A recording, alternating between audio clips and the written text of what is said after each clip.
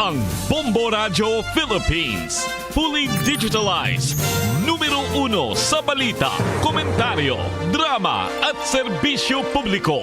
Bombo Radio Philippines. Bombo Radio Philippines. Ang inyong number 1 at most trusted radio network in the country. Basta Radio Bombo! Oras sa Bombo Radio Iloilo, Philippine Standard Time, 45 minutos na nakaligad sa tak ng alas 11. Welcome sa pagpalagad sa Bombo Hanay sa Udto-Diri sa UFM Bombo Radio Iloilo, ang flagship stations ang the number 1 most trusted radio network kinakantri ang Bombo Radio Philippines. Adlaw kita karon sa Huwebes, Oktubre 31 tuig 2024. Kagkaron sa aton sininga Christmas countdown. Christmas is a time for sharing, giving gifts for everyone. One man and now 55 dias na lang kagapaskwa na. Sa gihapon ini mo lagari mo ang Korman, Bombo Chama Blanco Hover. Sa mga nagapauna dalaguan karon nga mga balita, pila ka mga dalan diri sa syudad sarado. Ang pamangkot nga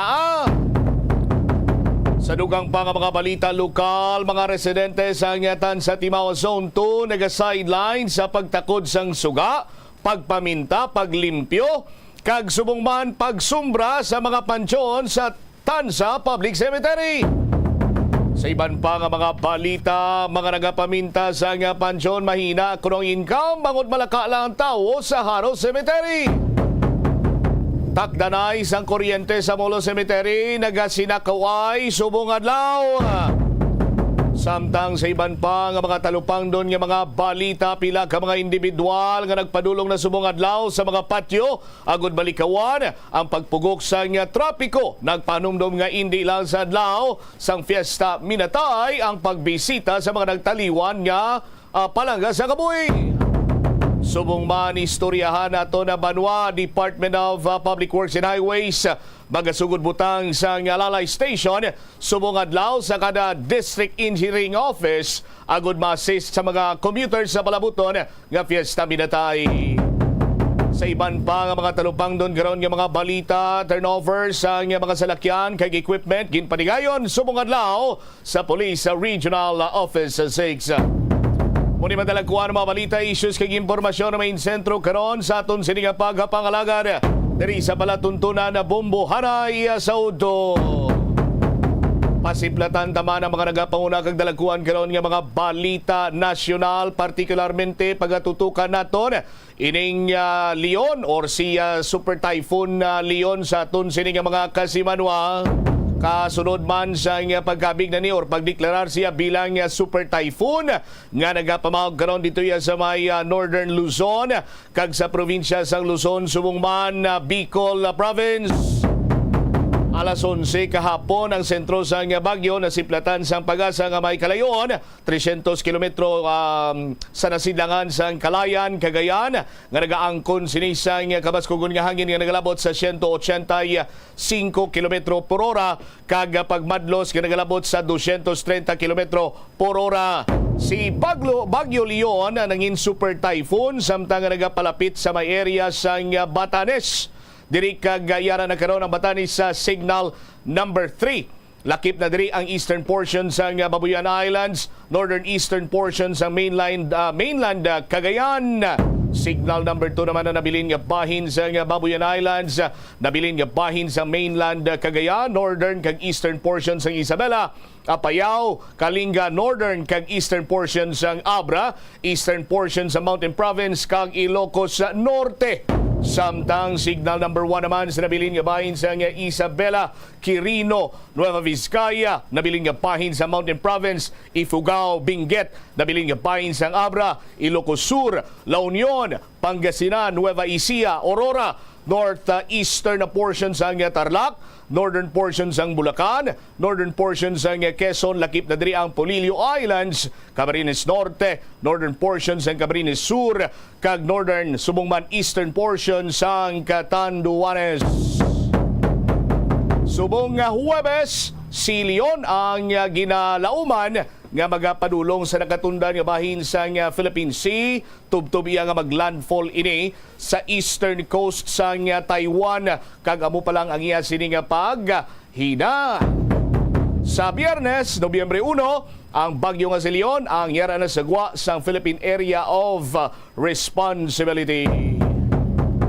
Kamot sinibanwa si President Bongbong Marcos ginapapreparar sila diri ang mga local government unit nga maigo sa Bagyo Leon. Ginpagwa karon ni President Bongbong Marcos ang mando sa pagbukas sang Maersk Optimus Distribution Center dito sa may Calamba sa may Laguna.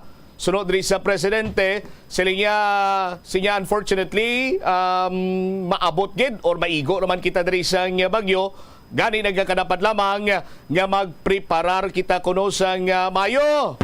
Sunod sa Philippine Atmospheric, Geophysical and Astronomical Services Administration o Pag-asa, padayon nga nagapamahog si Super Typhoon Leon sa Northern Luzon. Nagaangkon ini sa may kabaskugon nga hangin nga 185 km por hora kag pagmadlos nga 230 km por hora. Yamuning isa karon sa mga dapat man iyang handaan kag preparahan sa tagsa ka mga local government unit ining pag-igo naman ni Bagyo Leon dito gidya sa may Northern Luzon. Sa aton sini nga mga kabumbote kung preparado ikaw sa mas temprano sini nga tiyempo kung makabatsyag na ikaw sa pagbaskog sini nga pag-ulan kag subong man na matamat nga pagtaas sang level sa tubig nagakadapat gid sini banwa nga magpatigayon sa sining ginatawag bala nga preemptive evacuation.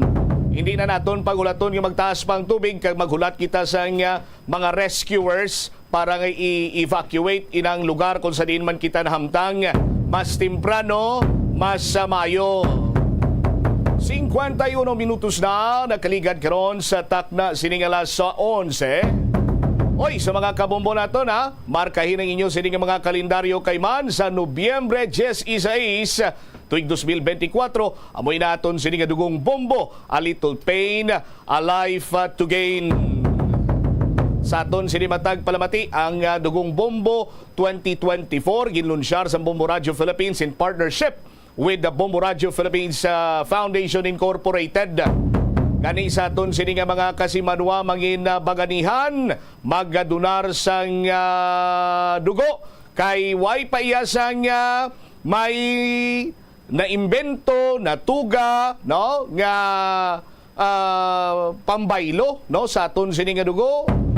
Tibugal na naman liwat nga ginpapagon sa Bombo Radio Philippines ang commitment sini sa pagtibong sa voluntary blood donation pinagi sa nationwide program nga dugong bombo sa November 16, 2024 sa 24 key cities sa diin may 31 ka mga fully digitalized Bombo Radio kag Star FM stations nga naga-operate.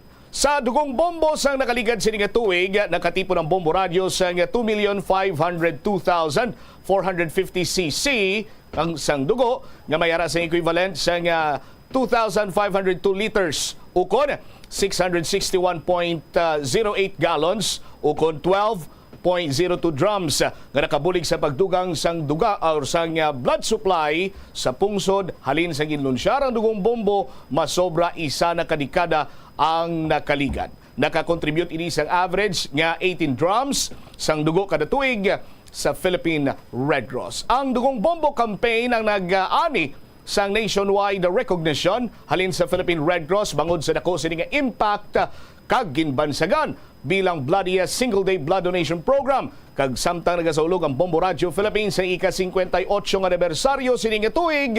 Liwat na naman nga ginalunsyar ang inisyatibo in partnership sa Bombo Radio Philippines Foundation nga nagapamatod sa wala nagakapunaw nga commitment sang network sa pagsalbar sang kabuhi. Ang pagdonar sang dugo sa November 16 hindi simple gid lamang akto.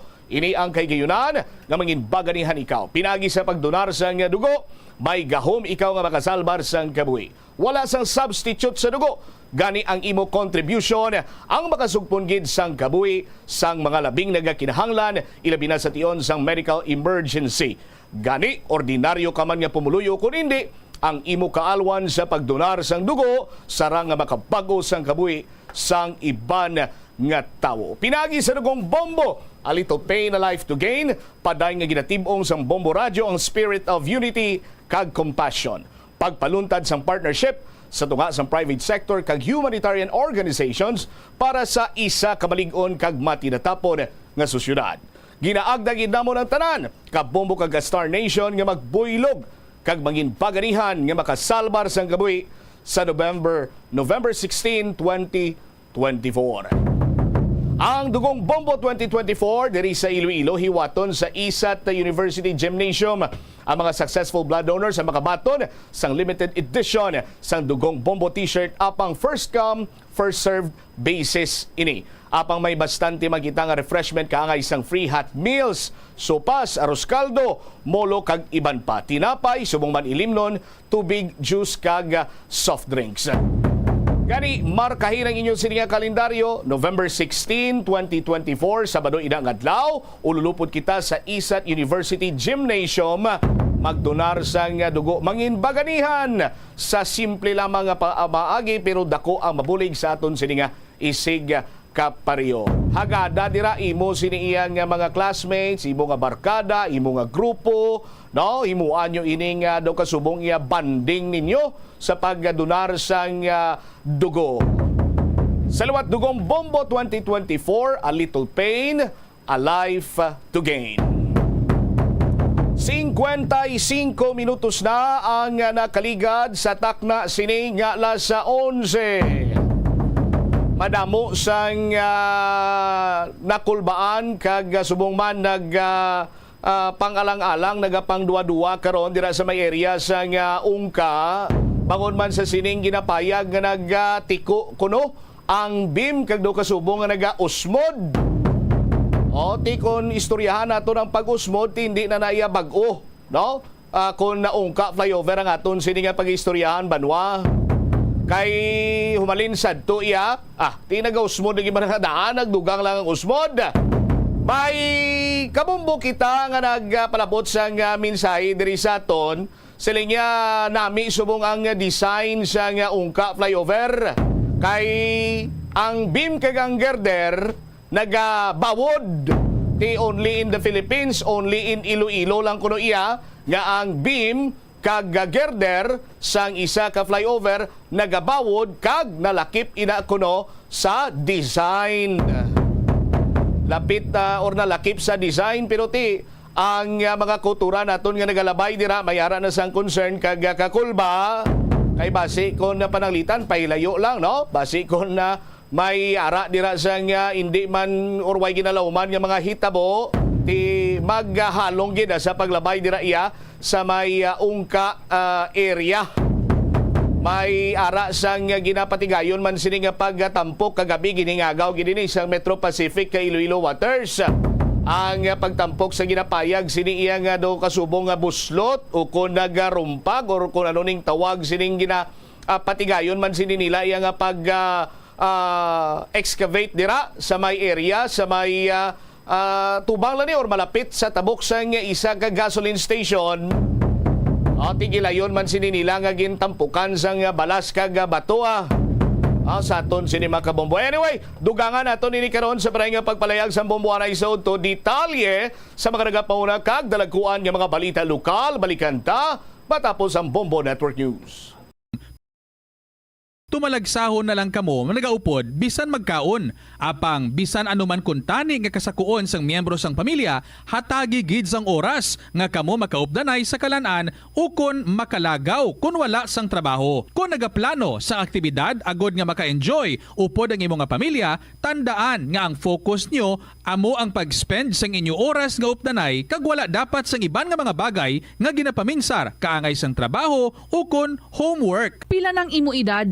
May savings ka na bala? Ang iban sa aton nagakabudlayan magkinot o kung mag-save sang kwarta. Apang paano bala iniumpisahan? I-separate ang wants kag needs. Pamangkuton ang kaugalingon kung bala kinahanglanon gid ang imo nga baklon. Kung ginakulang ka na sang kwarta, hindi ini dapat pagastuhon sa butang nga hindi man lang importante. Kung hindi ka gid makakinot, mas maayo nga buhinan mong imo expenses. Mag-set sang goal. Umpisahi ang pagpanumdum kung para sa diin o kung para sa ano ikaw nagakinot. Paano pala makalikaw sa aksit? Ito ang Bombo Radio Philippines. Fully digitalized. numero 1 sa balita, komentaryo, drama at serbisyo publiko. Bombo Radio Philippines. Bombo Radio Philippines. Ang inyong number 1 at most trusted radio network in the country. Basta Radio Bombo! This is Bombo Network News Noontime Edition, broadcasting live at Bombo Radio Broadcast Center, Makati City, Philippines. Araw ngayon ng Huwebes, huling araw sa buwan ng Oktubre taong 2024, 55 days to go bago ang araw ng Pasko. Sa ulo ng ating mga balita. Abangan mamaya sa ating weather update, ang dating Super Typhoon Leon papalayo na sa extreme northern Luzon, pero ilang bahagi ng Luzon nasa ilalim pa rin ng typhoon wind signal. Ang Department of Social Welfare and Development nakapagtala ng halos 8 milyong katao na apektado ng Bagyong Christine at ng Typhoon Leon. Ang Pambansang Pulisya ng Pilipinas wala umunong namomonitor na anumang banta sa seguridad ng publiko ngayon pong paggunita ng araw ng mga santo at kaluluwa. Ang Philippine National Police Chief naman mag-iinspeksyon ngayong araw. Dating Philippine National Police Chief at ngayon Senador Ronald Bato de la Rosa aminadong maaaring gamitin laban kay dating Pangulong Duterte ang mga isiniwalat nito sa pagdinig ng Senado. Abangan din sa ating provincial report mamaya higit 2,000 pamilya mula sa iba't ibang bayan sa may lambak ng Cagayan o Region 2. Inilikas na dahil yan sa epekto ng Super Typhoon Leon. Ating balita sa ibayong dagat, ang Taiwan pinaghahandaan na ang pananalasa ng Bagyong Kongray. At sa ating sports balita, abangan mamaya itong si LeBron James at Los Angeles Lakers tinambakan ng Cavs sa score na 134-110. Sa iba pang laro sa NBA, ang Pacers naman ipinalasap sa defending champion na Boston Celtics ang unang pagkatalo via overtime. At live nationwide via set live, dumako tayo sa detalye ng ating mga balita. Kinumpirma ng Department of Social Welfare and Development na abot sa kabuang 7.9 million na katao ang apektado ng nagdaang Bagyong Christine at ito hong pananalasa ng Super Typhoon Leon sa Pilipinas. Sa datos nga ng Department of Social Welfare and Development Disaster Response Operations Monitoring and Information Center, pumalo na sa 65,261 pamilya o ito ho'y katumbas ng 250,000 na katao ang namamalagi sa itinalagang evacuation center sa iba't ibang bahagi ng ating bansa.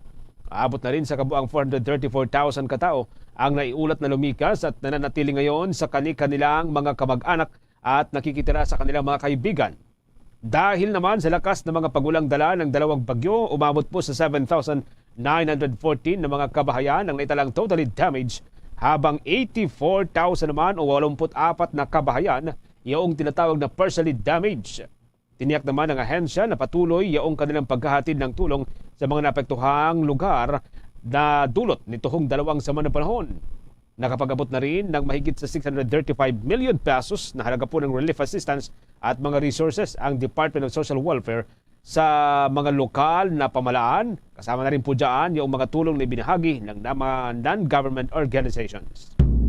Kaugnay din po nito, naka-alerto ngayon ang national at mga local governments at mahigpit na minomonitor ang trajectory ng Super Typhoon Leon. Kasunod pa rin po yan ang direktiba nitong si Pangulong Ferdinand Marcos Jr. na tiyakin yung pong kaligtasan nitong mga apektadong residente. Doon nga ho sa naunang report na ibinigay nitong si Batanes Governor Marilo Caico na kasalukuyan pong isinasagawa na ang paglikas sa mga residente na maapektuhan sa pananalasa ng Super Typhoon. Sinabi ni Caico na namahagi na rin sila ng mga family food packs sa mga residente sa loob po yan ng 3 araw simula ng unang maranasan ito kung pananalasa ng naturang bagyo. Nakadeploy na rin sa mga evacuation center yung mga healthcare at mga social welfare personnel. Siniguro naman ng Armed Forces of the Philippines na nakastandby ang kanilang mga assets sa mga lugar na maaapektuhan ng Bagyong Leon. Ayon naman sa Sandatahang Lakas ng Pilipinas, mga kabombo, nakipag-ugnayan na rin ng mga ito sa mga government agencies, lalo po sa dito sa Department of Social Welfare and Development para huyan sa pag-transport ng mga supply at maging yung mga relief assistance sa mga residenteng apektado ng naturang bagyo. Bombo Weather Update. Magandang tanghali mga kabombot Concern Nation.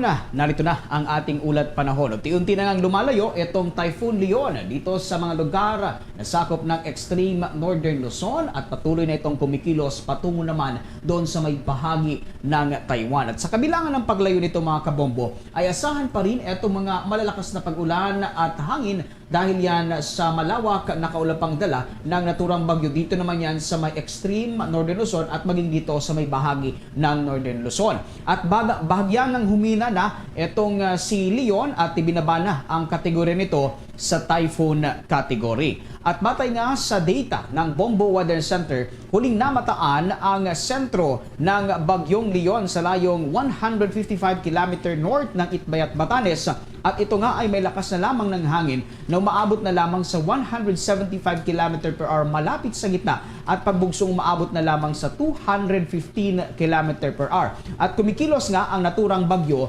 pahilagang kanluran sa bilis naman na 25 km per hour.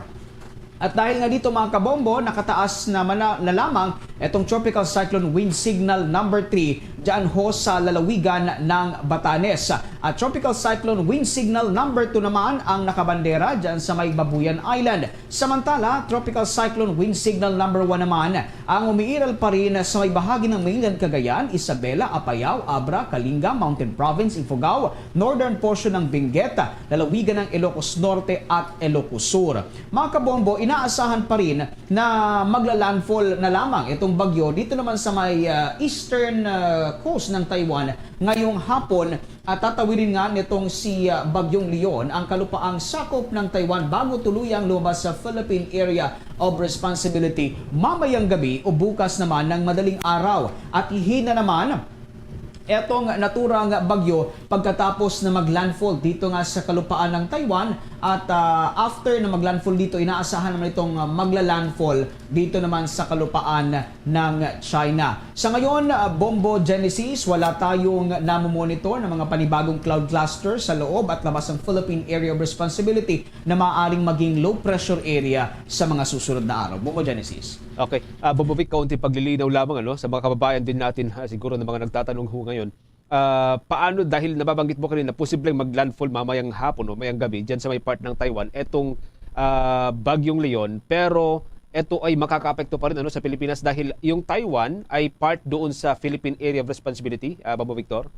Bombo Genesis, kung mapapansin natin dito, yung Taiwan ay nasa loob naman ng Philippine Area of Responsibility. At bagamat nabanggit natin kanina na itong si Bagyong Leon ay magla-landfall nga dito sa kalupaan ng Taiwan, kung makikita natin sa satellite image na to na malawak pa rin itong mga kaulapang dala ng naturang bagyo na makakaapekto naman dito sa may bahagi ng east, sa may extreme Northern Luzon at maging dito sa may bahagi ng Northern Luzon at ilang mga lugar dito naman sa natitirang bahagi ng Luzon, Bombo Genesis. So possibly, kung maglandfall sa may Taiwan, maaari pa rin nating maramdaman yung bagsik ng Typhoon Leon, Bombo Victor. No? So far, Bombo Genesis, eto na lamang mga kaunting pag-ulan ang mararamdaman natin sa oras na patuloy nga na lumayo na itong Bagyong Leon at maglandfall dito sa Taiwan. At ito na lang kaunting o may hinang pag-ulan na lamang at hambalos ng hangin ang mararamdaman dito sa ilang bahagi sa Luzon, Bombo Genesis. Okay, sige. Maraming salamat, Bombo Victor.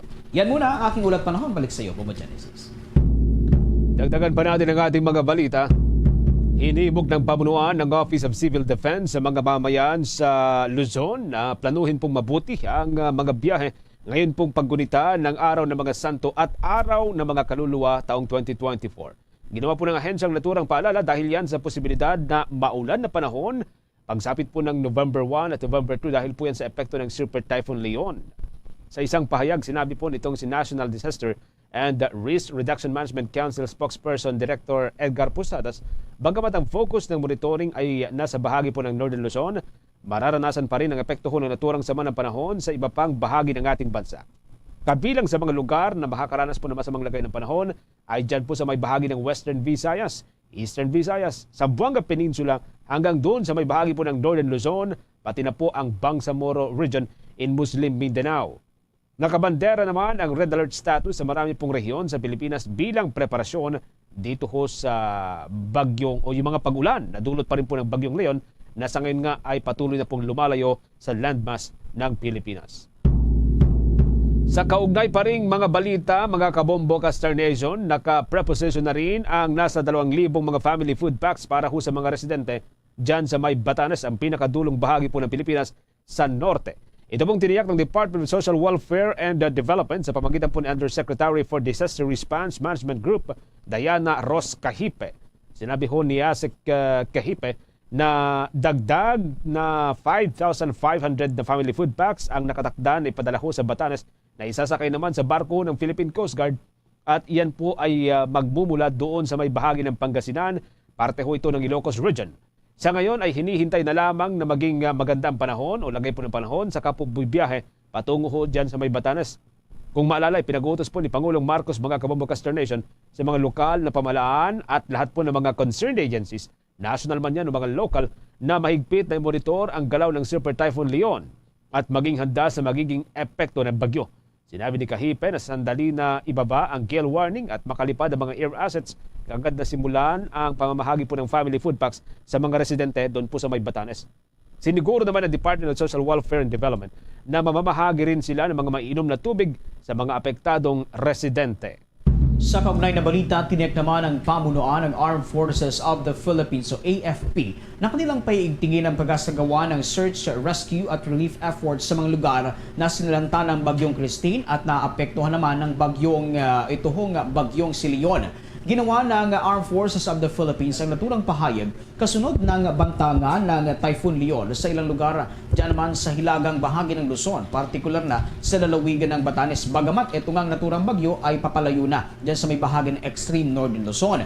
Sa isang pahayag, sinabi ni Armed Forces of the Philippines spokesperson Colonel Francel Margaret Padilla, sa ngayon ay nakadeploy na ang kanilang 2,619 na mga search, rescue, and retrieval team.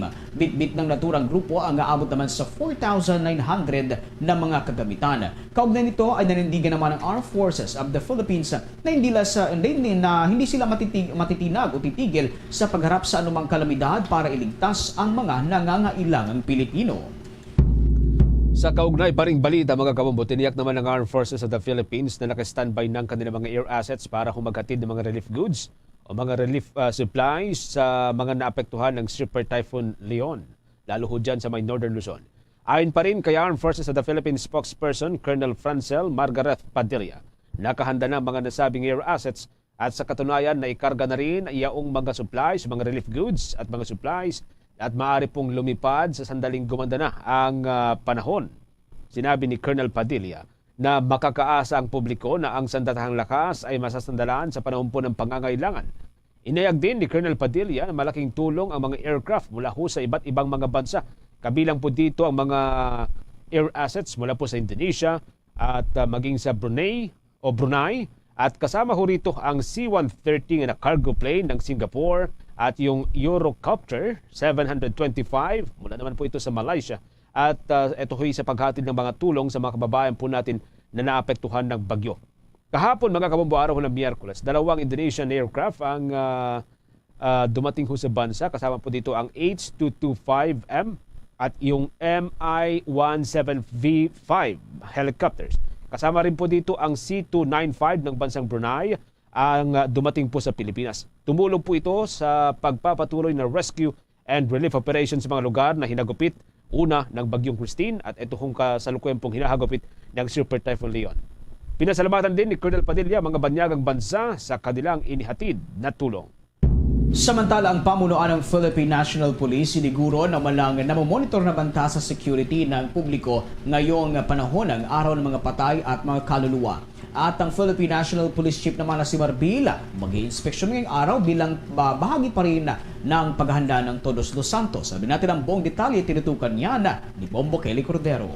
Tiniyak ng Philippine National Police na wala silang namomonitor na seryosong banta sa seguridad ng publiko ngayong undas. Sa pulong balitaan sa Camp Crame, inihayag ni Police Brigadier General Jean Fajardo na naka-heightened alert na ang Area Police Command, pati na ang mga police regional offices bilang bahagi ng security plan nila. Heightened alert po, ang ibig sabihin po nun sir, mga 75% po ng total personal strength po ng ating kapulisan, particularly yung ating pong regional offices and area police commands. On the part po ng national headquarters, meron po tayong reserve standby forces na readily available po if the need arises po ay i-deploy po sila.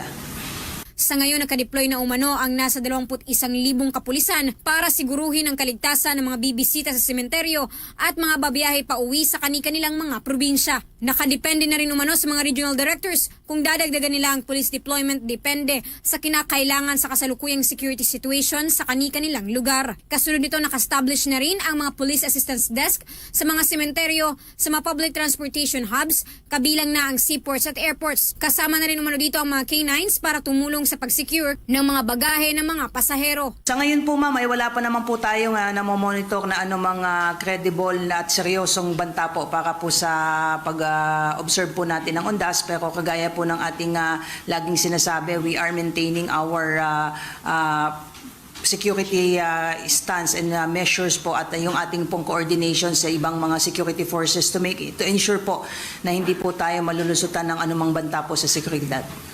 Ngayong araw din inaasahang mag-iikot si PNP Chief Police General Romel Francisco Marbil sa mga terminal at sementeryo para sa inspeksyon at masiguro na nakalatag na ang security measures para sa inaasahang pagdagsa ng publiko sa mga nabanggit na lugar. Para sa Bombo Network News, Bombo Kelly Cordero nag-uulat para sa #1 and most trusted radio network in the country, Bombo Radio Philippines. Basta Radio, Bombo!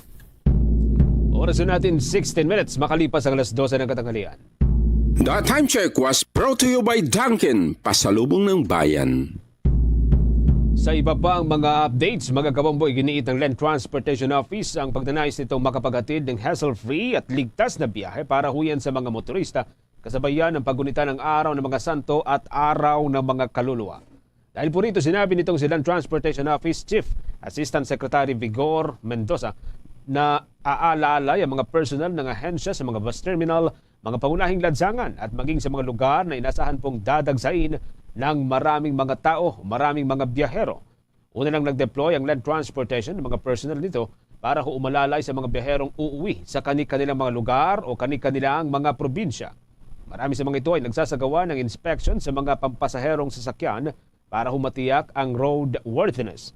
Ang iba naman ay naatasan po magsagawa ng random drug testing sa mga bus driver at mga conductor ng bus.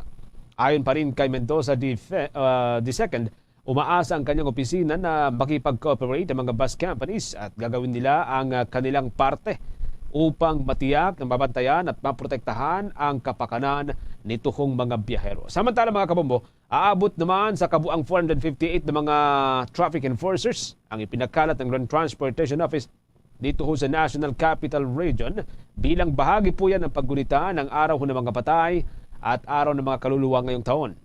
Sinabi nitong si Land Transportation Office National Capital Region Regional Director Roque Versosa III, ang hakbang nito ay bahagi po ng kanilang isinagawa na Oplan Biyaheng Ayos.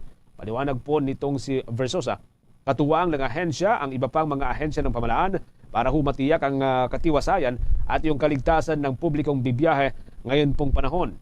Maaari niyang umabot sa libu-libong mga individual ang bumisita sa mga sementeryo sa Metro Manila ngayon pong undas at pagkatapos ng paggunita nito.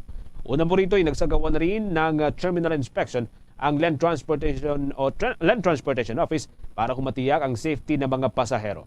Magtutuloy-tuloy naman ang ganito pong hakbang hanggang sa matapos ang paggunita ng Araw ng mga Patay at Araw ng mga Santo. Sa panig po ng Land Transportation Office naman, sisiguraduhin nilang mababantayan na maayos yung pong mga bibiyaheng sasakyan, mga driver at mga helper bilang bahagi ng kani-kanilang tungkulin. Samantala, bukas 24/7 ang ilang serbisyo ng Toll Regulatory Board kasabay ng ilang araw na pagdagsa ng mga biyahero sa kasagsagan ng pagunita ng Araw ng mga Santo at Kaluluwa. Ayon sa Toll Regulatory Board, nakakalat na ang mga road safety team nito sa iba't ibang bahagi ng National Capital Region kasama na sa mga lansangan palabas ng rehiyon upang magbantay sa lagay ng trapiko. Kabilang sa serbisyong 24/7 ngayong undas ay ang Emergency Vehicle Repair Service, Security Patrol at First Aid Stations. Bukas din ang Digital Media Office at Public Assistance Team ng naturang opisina para tumugon sa mga tawag mula yan sa mga motorista.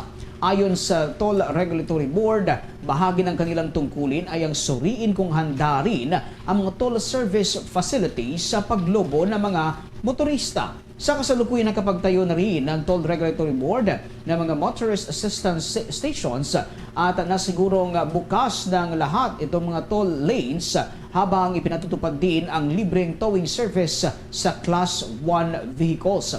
Ayon sa Toll Regulatory Board, sapat ang mga personal itong nakadeploy sa mga lansangan, katuwang ang iba pang mga unit ng Department of Transportation na siyang pangunahing tumututok sa kalagayan at kapakanan ng mga motorista. Sa iba pang updates, tuloy-tuloy naman ang dagsaan po ng mga pasahero dyan sa may Parañaque Integrated Terminal Exchange ngayon pong araw, Oktubre at 31. Ang natura pong terminal ang siyang pinakamalaking central terminal sa buong National Capital Region.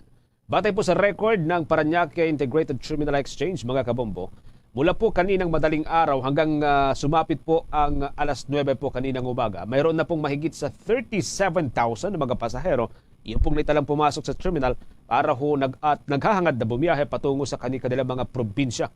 Ngayon pong araw kasi, mga kabombo, ay umarangkada na rin ang lahat po ng biyahe at wala na pong naitalang anumang kanselado. Hanggang kaninang alas 9 po ng umaga, sinabi po ng Parañaque Integrated Terminal Exchange na wala pang fully booked na mga biyaheng nakabase sa pinakamalaking central terminal sa National Capital Region. Inaasahan naman na magpapatuloy pa rin ang dagsahan po ng mga pasahero sa PITX magdamag hanggang meron po mga pampasaherong bus na bumibiyahe patungo po sa iba't ibang probinsya. Kuha pa rin po tayo ng mga development kaugnay pa rin sa magpapatuloy na pananalasa ngayon itong Bagyong Leon dyan sa may Northern Luzon. Meron na pong ilang libong katao, mahigit 2,000 pamilya. Ito ho yung mga inilikas, mga kabombo, mula po dyan sa may lambak ng Cagayan dahil po yan sa epekto mga pagulan at malalakas na paghangin dala ng Super Typhoon Leon. May update po dyan ang Bombo Radyo Kawayan. Nakapagtala ng mga evacuees ang lahat ng mga lalawigan at probinsya dito sa lambak ng Cagayan dahil sa Super Typhoon Leon. Sa naging panayam ng Bombo Radyo Kawayan kay Ginoong Alvin Aison, Information Officer ng Office of the Civil Defense o OCD Region 2, sinabi niya na nakapagsagawa na sila ng pre-disaster risk assessment meeting katuwang ang mga concerned agencies kung saan inilabas ang memorandum para sa preemptive evacuation sa mga landslide at flood-prone areas. Nagsagawa na ang Cagayan Provincial Disaster Risk Reduction and Management Office ng preemptive evacuation sa Barangay Caroan, Gonzaga dahil sa banta ng storm surge na dulot ng Bagyong Leon. Umabot na sa 2,817 na pamilya na may katumbas na 8,228 na individual ang lumikas dahil sa bagyo. Tiniyak niya na mula pa noong pananalasa ng Bagyong Christine ay nakapreposition na ang kanilang response asset at preposition na rin ang mga food at non-food items ng DSWD Region 2 para sa mga residenteng maapektuhan ng bagyo. Lumikas po tayo habang maaga pa. Nananawagan rin po kami sa ating publiko na magkaroon po tayo ng cooperation sa mga direktiba at alituntunin ng ating mga lokal na pamahalaan para po sa ating kaligtasan. So ayan po, stay safe, maging alerto and maging ligtas po tayong lahat. Yan ang hulat mula sa impila ng Bombo Radyo Kawayan. Para sa Bombo Network News, Bombo Angelica Morales. Para sa number 1 and most trusted radio network in the country, Bombo Radyo Philippines. Basta Radyo Bombo. Be a lifesaver. Be a part of Dugong Bombo 2024. Magkaisa sa Bombo Radyo Philippines sa November 16, 2024 para sa bloodiest one-day blood donation event sa Pilipinas. Walang pamalit sa dugo at ang iyong kontribusyon ay makakapagligtas ng buhay. Sama-sama tayong magdulot ng pagbabago dahil with a little pain, there's a life to gain. Para mag-donate o maging sponsor, makipag-ugnayan sa pinakamalapit na Bombo Radyo o Star FM station. Dugong Bombo 2024 A little pain, a life to gain is in partnership with Bombo Radio Philippines Foundation Incorporated and the Philippine Red Cross. Basta Radio Bombo! Pag in the mood for beach, time for Dunkin' Iced Spanish Latte. Pag sweater weather, time for Dunkin' Brewed Coffee. Pag nagkayaya ang magbike, time for Dunkin' Iced Americano. Anytime is Dunkin' coffee time. My hot and iced coffee for any moment, any vibe, anytime.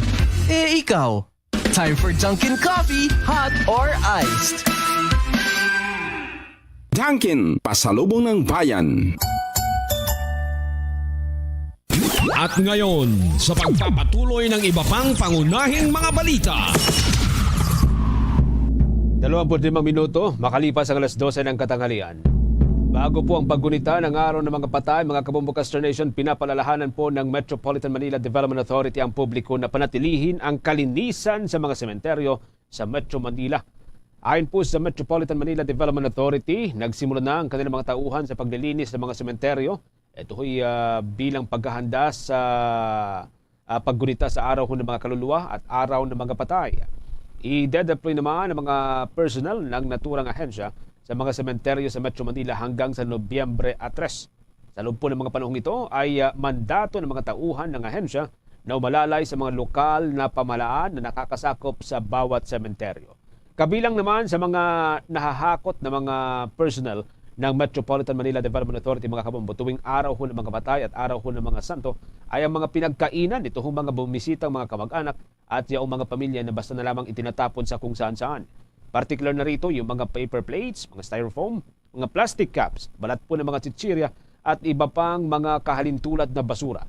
Samantala, natapos na ho, mga kabombo, ang palugit ng Metropolitan Manila Development Authority para ho sa mga pamilyang maglilinis ng puntod ng kanilang mga yumaong mahal sa buhay. Yan po'y sinimulan ilang araw, mga kabombo, bago po ang inaasahan pong dagsaan ng mga kababayan po natin sa bawat sementeryo para hulinisin ang puntod ng kanilang mga mahal sa buhay. Samantala, sa ibang mga balita, nilawakan ng Cybercrime Investigation and Coordinating Center ang information drive nito laban sa mga online scam na posibleng lumobo naman sa kasagsagan ng paggunita ng Araw ng mga Santo at Kaluluwa. Ayon kay CICC Executive Director Undersecretary Alexander Ramos, maaaring samantalahin ng mga scammer ang panahon ng bumisita nga ang mga publiko sa mga sementeryo para magsagawa ng mga scam activities. Ilan sa mga maaari o posibleng gawin ng mga online scammer ay mga booking sa mga hotel at iba pang accommodation facilities, booking sa mga transportation facilities at iba pang modus. Maliban dito, maaari ring pumasok ang mga peking travel agent, maglipa na naman ang mga peking cash fixers sa mga transportation hub, peking transports deal at iba pa. Ayon kay Undersecretary Ramos, kailangang maging maingat ang publiko sa kanilang mga aktibidad ngayong undas upang hindi mabiktima ng mga scammers. Maaari niyang tumawag ang mga ito sa Interagency Response Center Hotline na 1326 kaugnay sa anumang alalahanin sa kanilang biyahe, bookings at iba pang uri ng cyber scam. Maging ang mga natatanggap na scam o phishing email ay maaari ring isumite sa naturang hotline. Kasabay nito ay pinaalalahanan ng Department of Transportation ang publiko na iwasang gumamit ng mga public wifi at iba pang unsecured connections kung kumokonekta naman sa internet. Samantala, niyanig ng magnitude 5.1 na lindol ang karagatang sakop po ng Dalupiri Islands habang nasa kasagsagan ng pananalasa ng Super Typhoon Leon. Ang naturang karagatan, mga kabomboy, sakop po ng bayan ng Calayan sa probinsya ng Cagayan. Isa po sa mga teritoryong naapektuhan ngayon sa pananalasa nito hong naturang bagyo. Batay naman sa report ng Philippine Institute of Volcanology and Seismology, Department of Science and Technology, mayroon itong lalim na 10 kilometro at natukoy ito sa layong 20 kilometers. Yan po'y sa silangan ng Dalupiri Islands. Ayon sa FIVOX, tectonic ang pinagbulan ng naturang pagyanig. Wala naman pong inaasahan na anumang mga damage kasunod po ng naturang pagyanig, pero posible raw yung mga serye ng aftershock kasunod ng naturang earthquake. Tala, itong si dating Philippine National Police Chief at ngayon ay Senador Ronald Bato de la Rosa, aminadong maaaring gamitin laban kay dating Pangulong Rodrigo Roa Duterte ang mga isiniwalat nitong detalye sa pagdinig ng Senado. Si Senador de la Rosa naman pinasinungalingan ang mga lumalabas na kritisismo na na-hijack ni Duterte ang Senate Drug War Probe. Alamin natin ang buong detalye. Tinutukan niyan ni Bombo JC Galvez. Aminado si Senador Ronald Bato de la Rosa na maaring gamitin laban kay dating Pangulong Rodrigo Duterte ang mga isinawalat nito sa pagdinig ng Senado hinggil sa war on drugs. Sa pulong balitaan, sinabi ni de la Rosa na posibleng magamit ang mga binitawang salita ni Duterte, lalo na't under oath ang dating punong ehekutibo. Pwede pwede yan. Pwedeng magamit yan against him. Lalong-lalo na, under oath siya, di ba? Nagsalita siya doon. So, depende na sa kanya how is he going to defend himself. Kasi nga, hinahamon pa nga niya yung nag-imbestiga eh. Lahat ng komite na nag-imbestiga sa kanya, you file cases against me. Kung meron kayong ebidensya, kasuhan daw siya. Hindi naman na daw pinayuhan ni De La Rosa si dating Pangulong Duterte na maghinay-hinay sa kanyang pagsagot sa pagdinig. Anya, ganun na raw talaga ang ugali ni Duterte at walang makakakontrol sa kanya. Well, that's how he is, no? That's how he speaks. After 6 years of presidency niya, talagang ganun naman talaga yung ugali niya. And nobody can control him, kahit nasabihan mo yan. Ilang beses ko na nga sinabihan na, tapos na sir, umuwi ka na. Ayaw pa rin niya, dahil gusto pa talaga niya na tapusin talaga kung sino pang may tanong dyan. So, mahirap ma-advisean siya because may sarili yan siyang decision. Samantala, may ilang kritisismo rin na lumabas kaugnay sa Senate drug war hearing na nagsasabing na hijack ni dating Pangulong Duterte ang pagdinig dahil tila ba siyang nasunod sa flow ng hearing. Sabi ni Bato, di raw ito totoo dahil naubos na nga raw ang tanong ng mga senador pero ayaw pa umuwi ni Digong. No. Yung lalo na sinabi mo hindi siya natanong. Naubusan na nga na kami ng tanong eh. Wala na nga nagtatanong eh. Kaya pinapaalis na siya, pinapauwi na siya, di ba? Wala nang tanong na gusto pang itanong sa kanya dahil pag gusto na ng mga miyembro ng committee na umuwi na siya dahil wala nang itatanong pa sa kanya. Gayunpaman, sa palagay ni De La Rosa, hindi na kailangan pang ipalinaw kay Duterte ang sinabi niya tungkol sa pagkakaroon niya ng death squad sa Davao, kung saan paiba-ibang detalyeng sinabi niya sa mga senador. Ngunit ang alam daw ni De La Rosa, hindi totoo na naging death squad ang mga Davao PNP chief dahil siya mismo ay di naman naging bahagi ng death squad. Para sa Bombo Network News, ako si Bombo JC Galvez nag-uulat para sa number 1 and most trusted radio network in the country, Bombo Radio Philippines, Basta Radio. Bombo! Meron na lamang tayong 28 minutes bago sumapit ang 1:00 ng hapon. Sa iba pang mga updates, mga kabombo, nakauwi na ng Pilipinas ang 84 na mga overseas Filipino worker mula po sa may Israel. Bunsod yan, patuloy na sigalot sa ilang bahagi po ng Middle East habang patuloy naman yung paghihikayat ng gobyerno sa mga overseas Filipino worker na nagdadalawang isip pang bumalik dito ho sa ating bansa. Kagabi, mga kabombo, dumating po ang mga overseas Filipino worker at siya pong agad na nag-avail ng repatriation program ng Pilipinas. Na siya ngayong nagdalayon na iligtas na maiuwi ang mga overseas Filipino worker sa mga apektadong lugar o mula po sa mga apektadong lugar sa Middle East. Ayon po kay Department of Migrant Workers Secretary Hans Leo Cagdac, ito ho'y direktiba mula sa presidente mismo na tulungang makauwi ang mga manggagawang Pinoy lalo na mula sa mga bansa na siyang pinaka-apektado gaya po ng Israel, maging sa bahagi po ng Lebanon. Kasama na yung ilang mga bahagi po ng mga naturang bansa tulad po ng West Bank at doon sa may Gaza Strip. Sa ngayon, mga kabombo, meron na pong 927 mga kabuuan ng mga Pinoy na nakauwi sa Pilipinas dahil po yan sa repatriation program ng bansa at halos 28 naman ang mga dependents na nakarating din dito ho sa bansa. Mula yan, nung magsimula ang kaguluhan sa bahagi po ng Israel noong pong Oktubre 7 ng taong 2023. Bombo International News. Naghahanda na ang Taiwan sa inaasahang pananalasa ng bagyong Kongreo, ang Philippine local name na Typhoon Leon. Mula kahapon, Oktubre 30, sinimulan ng mga lokal na pamahalaan sa Taiwan na kanselahin na ang mga pasok sa eskwelahan at mga trabaho upang magkapaganda ang bawat pamilya laban sa pananalasa ng naturang bagyo. Kabilang sa mga pinaghahandaan ng naturang estado ay ang malalakas na bugso ng hangin na maaaring umabot sa 226 km/h. Maliban dito, pinaghahandaan rin ng Taiwan Central Weather Station Administration ang mga residente laban yan sa torrential rains na maaaring tumagal ng mahabang panahon.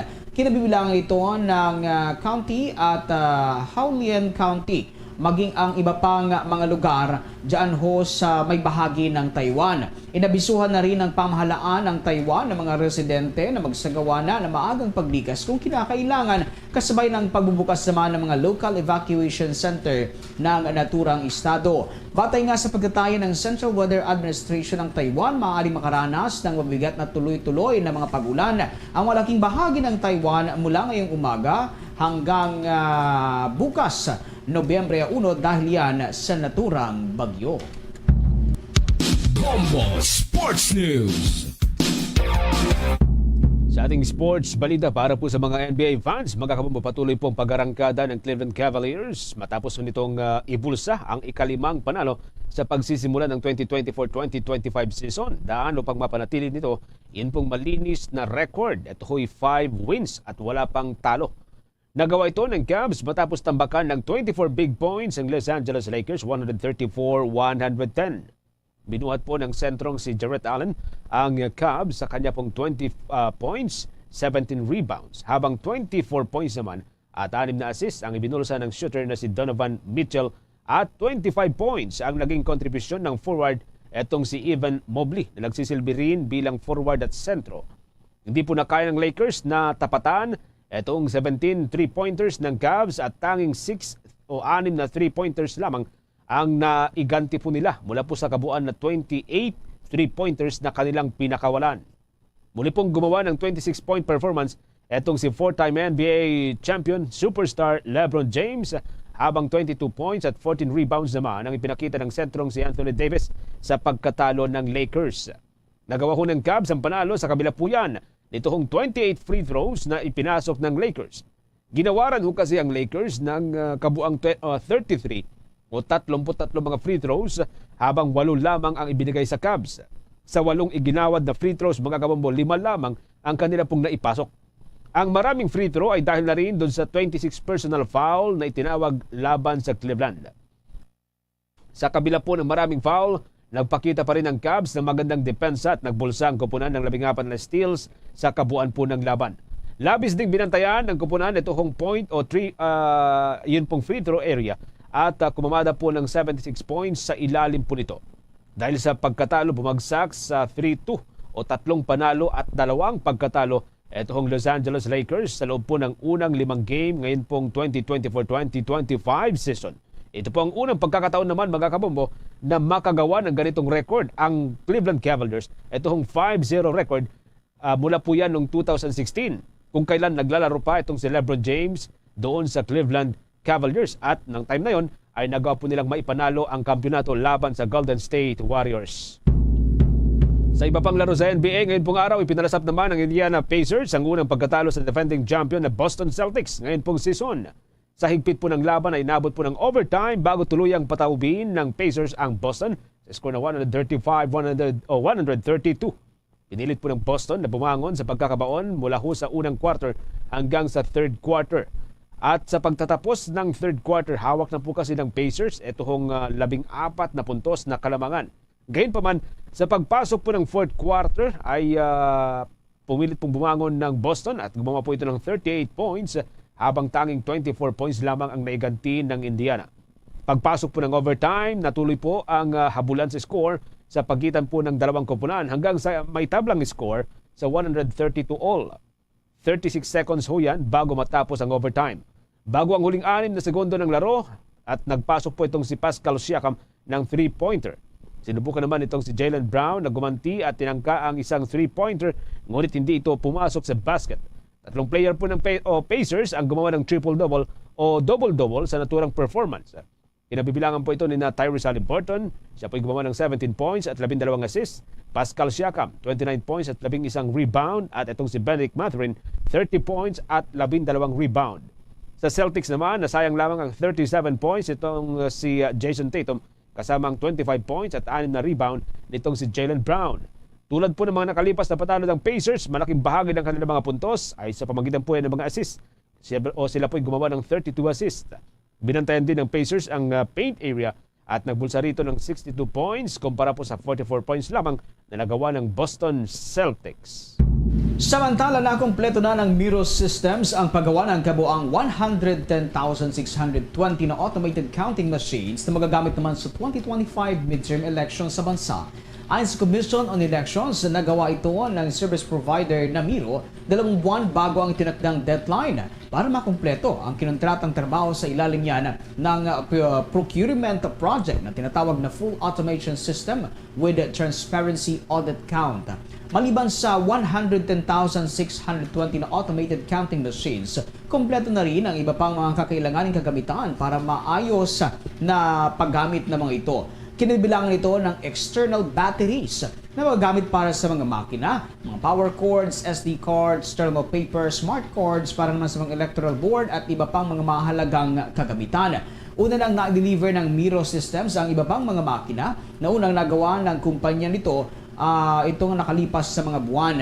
Agad namang nagsagawa ng inspeksyon at testing ang Commission on Elections kasama ang Citizens Arm sa mga naunang na-deliver na automated counting machine. Bago nito sinabi ng COMELEC na na-deliver na ang mga server, printer at mga laptop na magamit para yan sa consolidation at canvassing ng mga boto kada munisipyo, syudad at probinsya. Na-deliver na rin dati ang itong mga modem, mga USB kits na magagamit para naman sa transmission ng mga boto kasama ang mga headset na magagamit naman ng mga person with disability.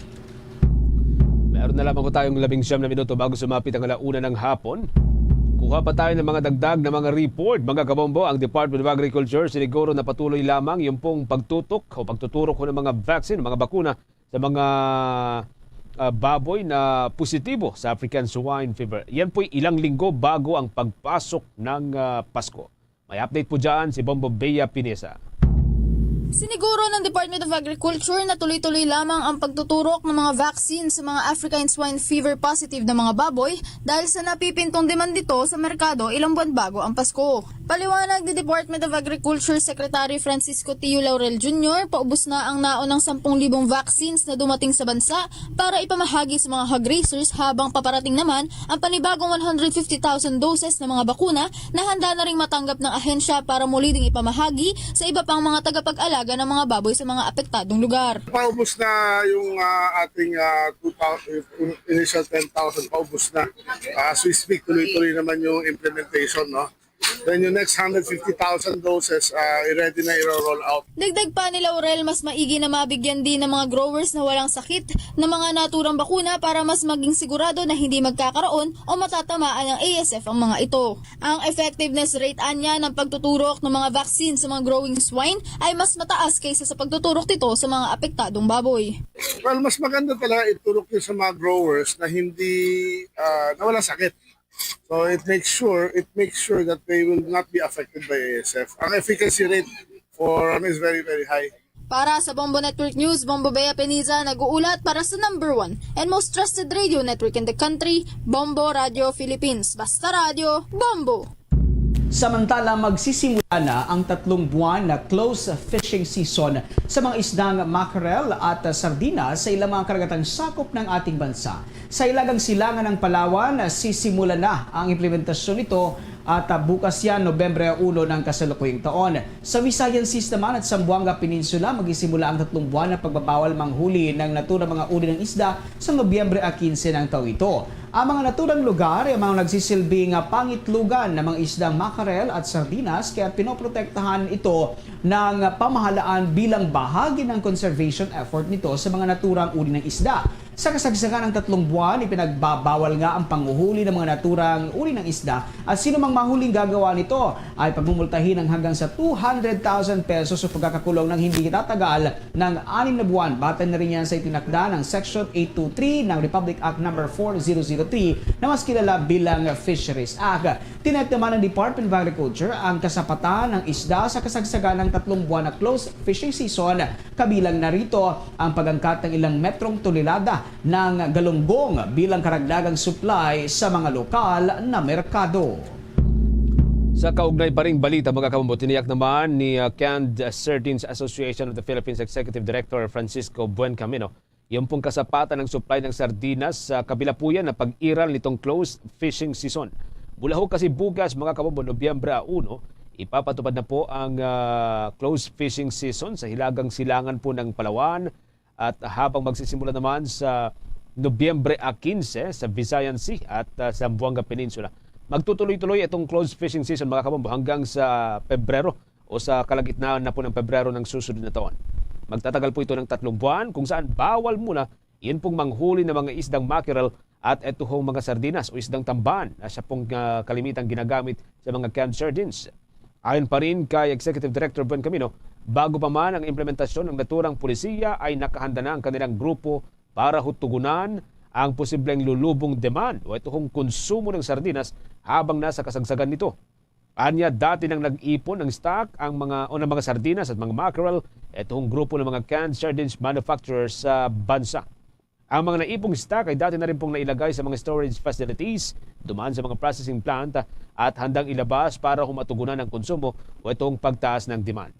Tiniyak naman itong si Executive Director Bert Camino na magiging sapat ang naturang stock kahit hanggang sa kasagsagan po ng holiday season kung saan inasahan din pong mas mataas ang konsumo ng mga canned products. Sa pagkakataong ito, kuha tayo ng mga balitang tinutukan ng ating mga kasamahan sa probinsya. Ang 3 tauhan ng Police Station 4 ng Lapu-Lapu City Police Office na nanakit sa isang criminology student sinampahan na ng mga kasong administratibo. Alamin natin ang buong detalye ng balitang yan tinutukan ng Bombo Radio Cebu.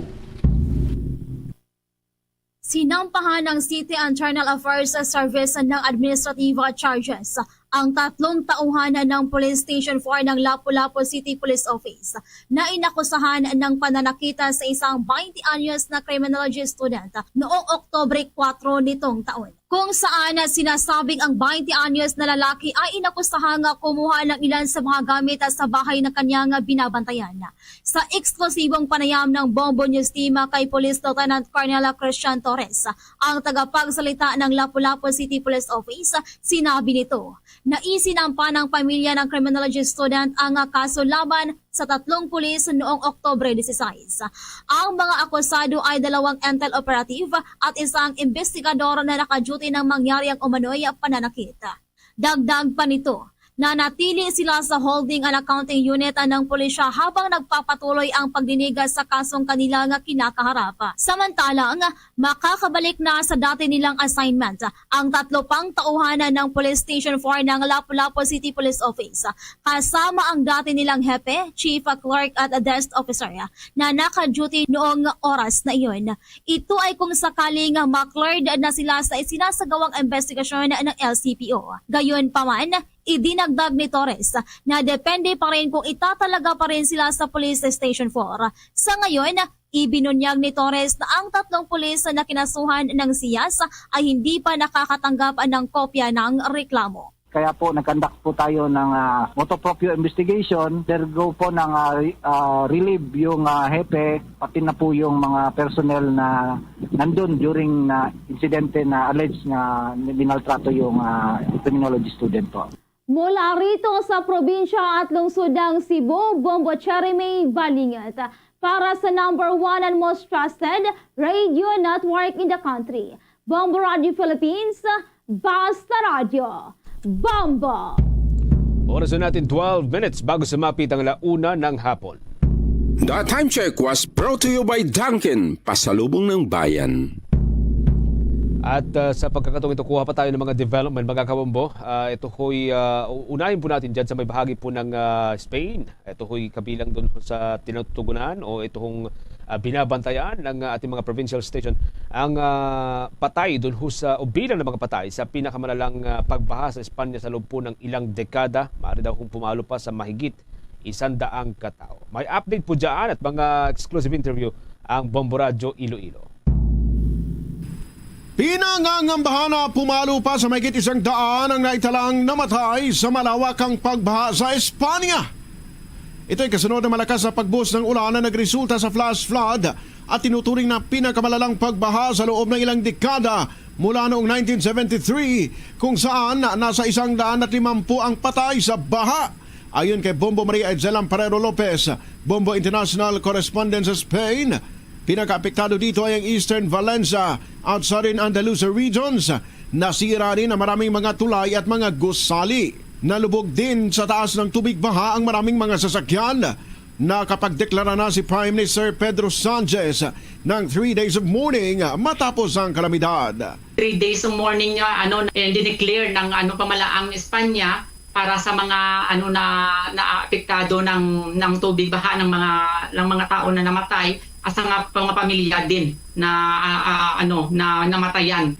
Si Bombo Maria Lamparero Lopez, direkta sa Espanya. Para sa Bombo Network News, ito si Bombo Ayan Gahete. Para sa number 1 and most trusted radio network in the country, Bombo Radio Philippines. Basta Radio, Bombo! Samantala sa iba pa mga balita, ito namang election fever sa Estados Unidos ramdam na ng mga Pinoy dahil sa iba't ibang resulta ng survey platforms. May buong detalye dito ang Star FM Manila. Mga kabombo ka Star Nation, mas lalo pang umiinit ang laban sa pagkapangulo sa pagitan ni US Vice President Kamala Harris at dating US President Donald Trump habang papalapit ang November 5 US elections. Naglabas na nga ang ilang mga offshore betting sa US ng kanilang prediksyon at lumalabas na mataas ang probability of winning ni Trump habang sa turnout naman ng early voting ay lamang si Harris. Kaya naman puspusa pa rin ang dalawa sa kampanya kung saan umiikot sila ngayon sa bawat estado ng Amerika para hingi ng boto ng mga tao lalo na sa mga swing state. Sa exclusive interview ng Star FM Manila kay Bombo International News Correspondent Brad Baldia, nakatulong umano ang US presidential debate bagamat isang beses lang nagkaharap sina Harris at Trump.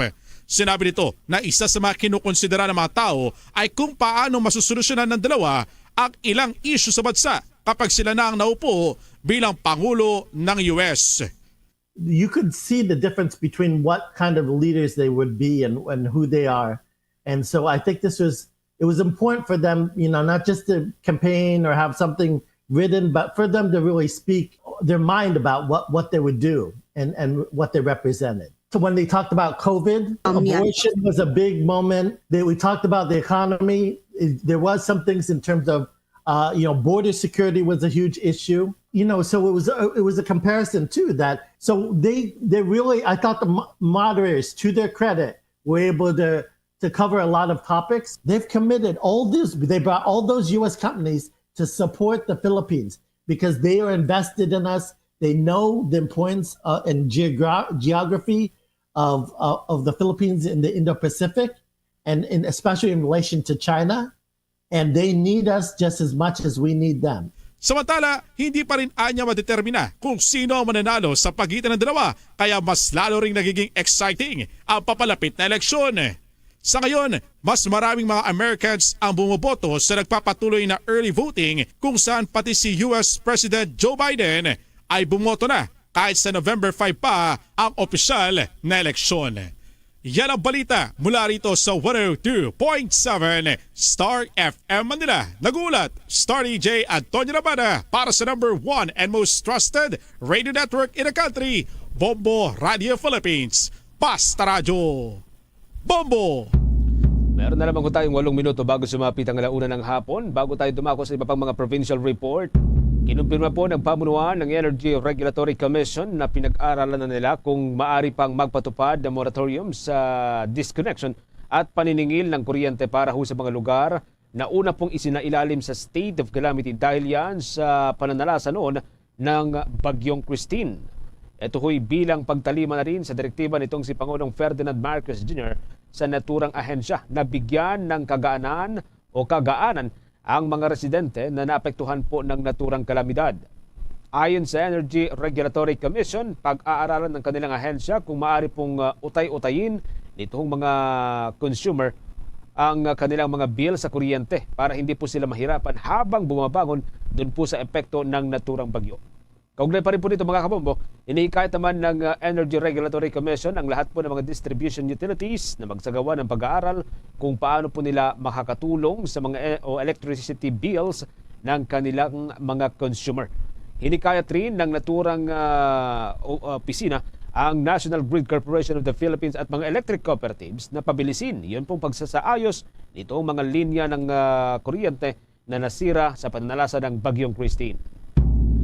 Kuha pa tayo ng mga dagdag na development na tinutukan po ng ating mga provincial station, mga lugar sa bahagi po ng Taiwan nagpatupad na rin ng suspension ng klase at trabaho dahil po yan sa inaasahan pong pagtama ho roon at paglandfall nito hong Bagyong Leon na ngayon nga po mga kabombo ay dati pong tinagurian bilang super typhoon o idineklara bilang super typhoon. May update naman po dyan, exclusive interview ang Bombo Radyo Vigan. Mayroon ng mga lugar sa Taiwan na nagpatupad ng suspension ng pasok sa trabaho at klase sa mga paaralan dahil sa inaasahang paglandfall ng Super Typhoon Kongray o Super Typhoon Leon. Sa panayam ng Bombo Radyo Vigan kay Bombo International News Correspondent Rejan Saraos, inaasahan ang paglandfall mamayang hapon ng Super Typhoon, partikular sa southeastern Taiwan, at posible ang malakas na buhos ng ulan na kanilang mararanasan. Mula noong nasa Taiwan na si Saraos ay hindi gaanong naapektuhan ng bagyo ang kanilang lugar dahil nasa Central Taiwan ito. Gayunman, inaasahan ni Saraos na wala umanong malakas na epekto ng bagyo upang walang maitalang casualty. Tanggap na kami na suspendido lahat ng trabaho at saka mga eskwelahan. Dito ay wala ng pasok dahil sa bagyong Leon na malakas daw dito sa Taiwan, papuntang Taiwan. Pero sa southeastern Taiwan, kawalan doon maglalandfall yung bagyo na malakas. Yan ang ulat mula rito sa Bombo Radyo Vigan para sa Bombo Network News. Ito si Bombo Maylin Cabanilla para sa #1 and most trusted radio network in the country, Bombo Radyo Philippines. Basta Radyo, Bombo! Samantala sa ating business report, mga kabombo, pinagsisira po ng Department of Trade and Industry ang nasa halos 10,000 mga electrical appliances na mga nakitang substandard. Ayon po sa Fair Trade Enforcement Bureau ng Department of Trade and Industry, karamihan po sa mga appliance ay wala pong mga kaukulang mga certificate na delikadong gamitin po sa mga kabahayan. Itong mga naturang appliances ay nagkakahalaga po ng mahigit sa 7 million pesos na kanila pong nakumpiska sa iba't ibang pamilihan dito ho sa ating bansa. Sinabi naman nitong si Attorney Marimel Porciuncula, siya pong nagsisilbing Officer in Charge, Director ng Department of Trade and Industry Fair Trade Enforcement Bureau, na kanila nang sinampahan ng mga kaso ang mga may-ari ng iba't ibang establishmento. Mula pa noong Abril ng nakaraang taon, nakakumpiska na po ng itong Department of Trade and Industry ng mahigit sa 340 million pesos na halaga po ng substandard na mga produkto mula yan sa iba't ibang bahagi ng ating bansa. Bombo Business News is brought to you by Queen City Development Bank. Mga kabombo Nation, bago po ang ating Orasyo Emperata, ay muli po namin kayong iniimbitahan at inanyayahan na subaybayan ng ating po mga provincial station sa pamagitan po ng iba't ibang mga social media platform ng Bombo Radyo Philippines. Pwede po ninyo kaming subaybayan sa pamagitan po ng Facebook page, TikTok account, YouTube channel at sa pamagitan po ng Bombo Mobile App. Sa ating YouTube channel at Facebook page, pwede po kayo mag-subscribe dyan. Pwede po kayo mag-like at mag-subscribe, mag-follow sa ating po mga channel. Sa Bombo Mobile App, pwede po ninyo itong ma-download via Google App Store at Apple App Store. At para ho sa dagdag pang mga balita, lalo po dito sa Luzon area, mga kabombo, update lamang ho tayo sa pamagitan ng pagsubaybay sa ating mga provincial station. Tulad po yan ng Bombo Radyo Kawayan, dyan sa may Northern Luzon, ang Bombo Radyo Dagupan dyan sa may Ilocos Region, ang Bombo Radyo Baguio dyan sa may Cordillera Administrative Region, at sa may Bicol Region naman, nariyan ang Bombo Radyo Legazpi. Maging updated pa rin sa mga maiinit na balita sa loob at labas ng ating bansa sa pamamagitan ng iba pang mga istasyon natin dyan sa may bahagi ng Luzon. Nariyan ang Bombo Radyo Tugigaraw, nariyan rin mga kabombo ang Bombo Radyo Luwag, maging ang Bombo Radyo Vigan at Bombo Radyo La Union. At para naman sa mga Bicolano, nariyan ang Bombo Radyo Naga. Mga kabomot ka Sir Nation, sa pagkakataong ito, sama-sama tayong manalangin ng Orasyo Emperata for deliverance from calamities.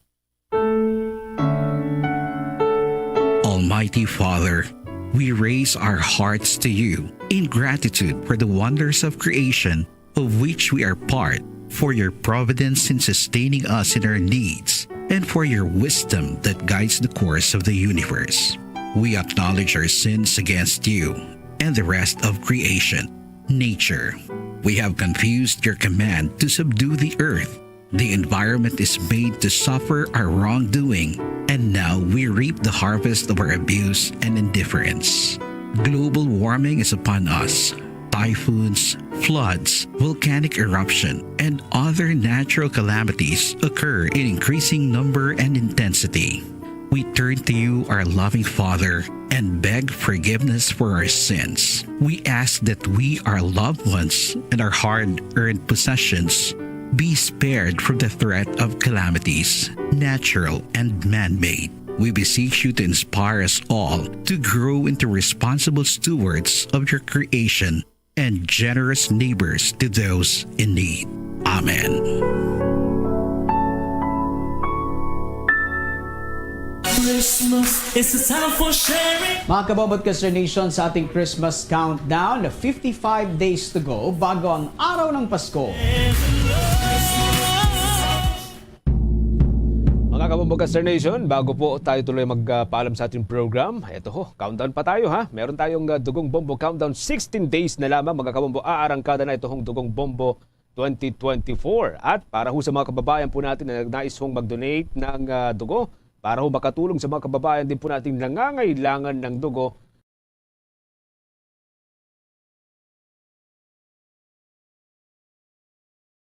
magparehistro na sa pinakamalapit na Bombo Radio Station at Star FM Station. Meron po tayong mga istasyon sa 31 key cities mga kabombo para ho maging bahagi po kayo dito sa Dugong Bombo 2024, A Little Pain, A Life to Gain. Luzon, Visayas at Mindanao at maging sa buong mundo yan na pong kabuuan ng ating balitaan para sa pangtanghaling edisyon ng Bombo Network News. Mula dito sa News Center Makati para sa number 1 and most trusted radio network in the country, Bombo Radio Philippines. Basta Radio. Bombo! Bombo kahit kanino, nangangailangan ng tulong. Pamasko para sa iyo, ang aming lingkod. Maligayang Pasko sa lahat. Star FM at Bombo Radio at Bombo Radio.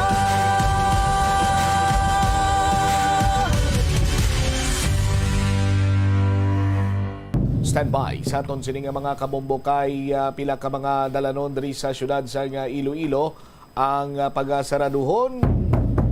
May mga traffic rerouting nga iga patuman. May kantanan man sa sining Semana Santa. Semana Santa matingkalalag. Sa aton sining mga kabombo tibwas sa aton sining pagadumdumon ang All Saints Day kag pagkapit sa dos All Souls Day. Ti bantayan sa aton sining mga kabombo mangin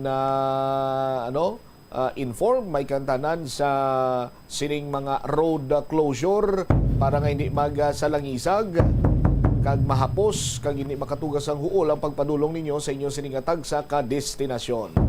I-check naton ang balita with the Bombo Angel Tangel sa report. Please come in.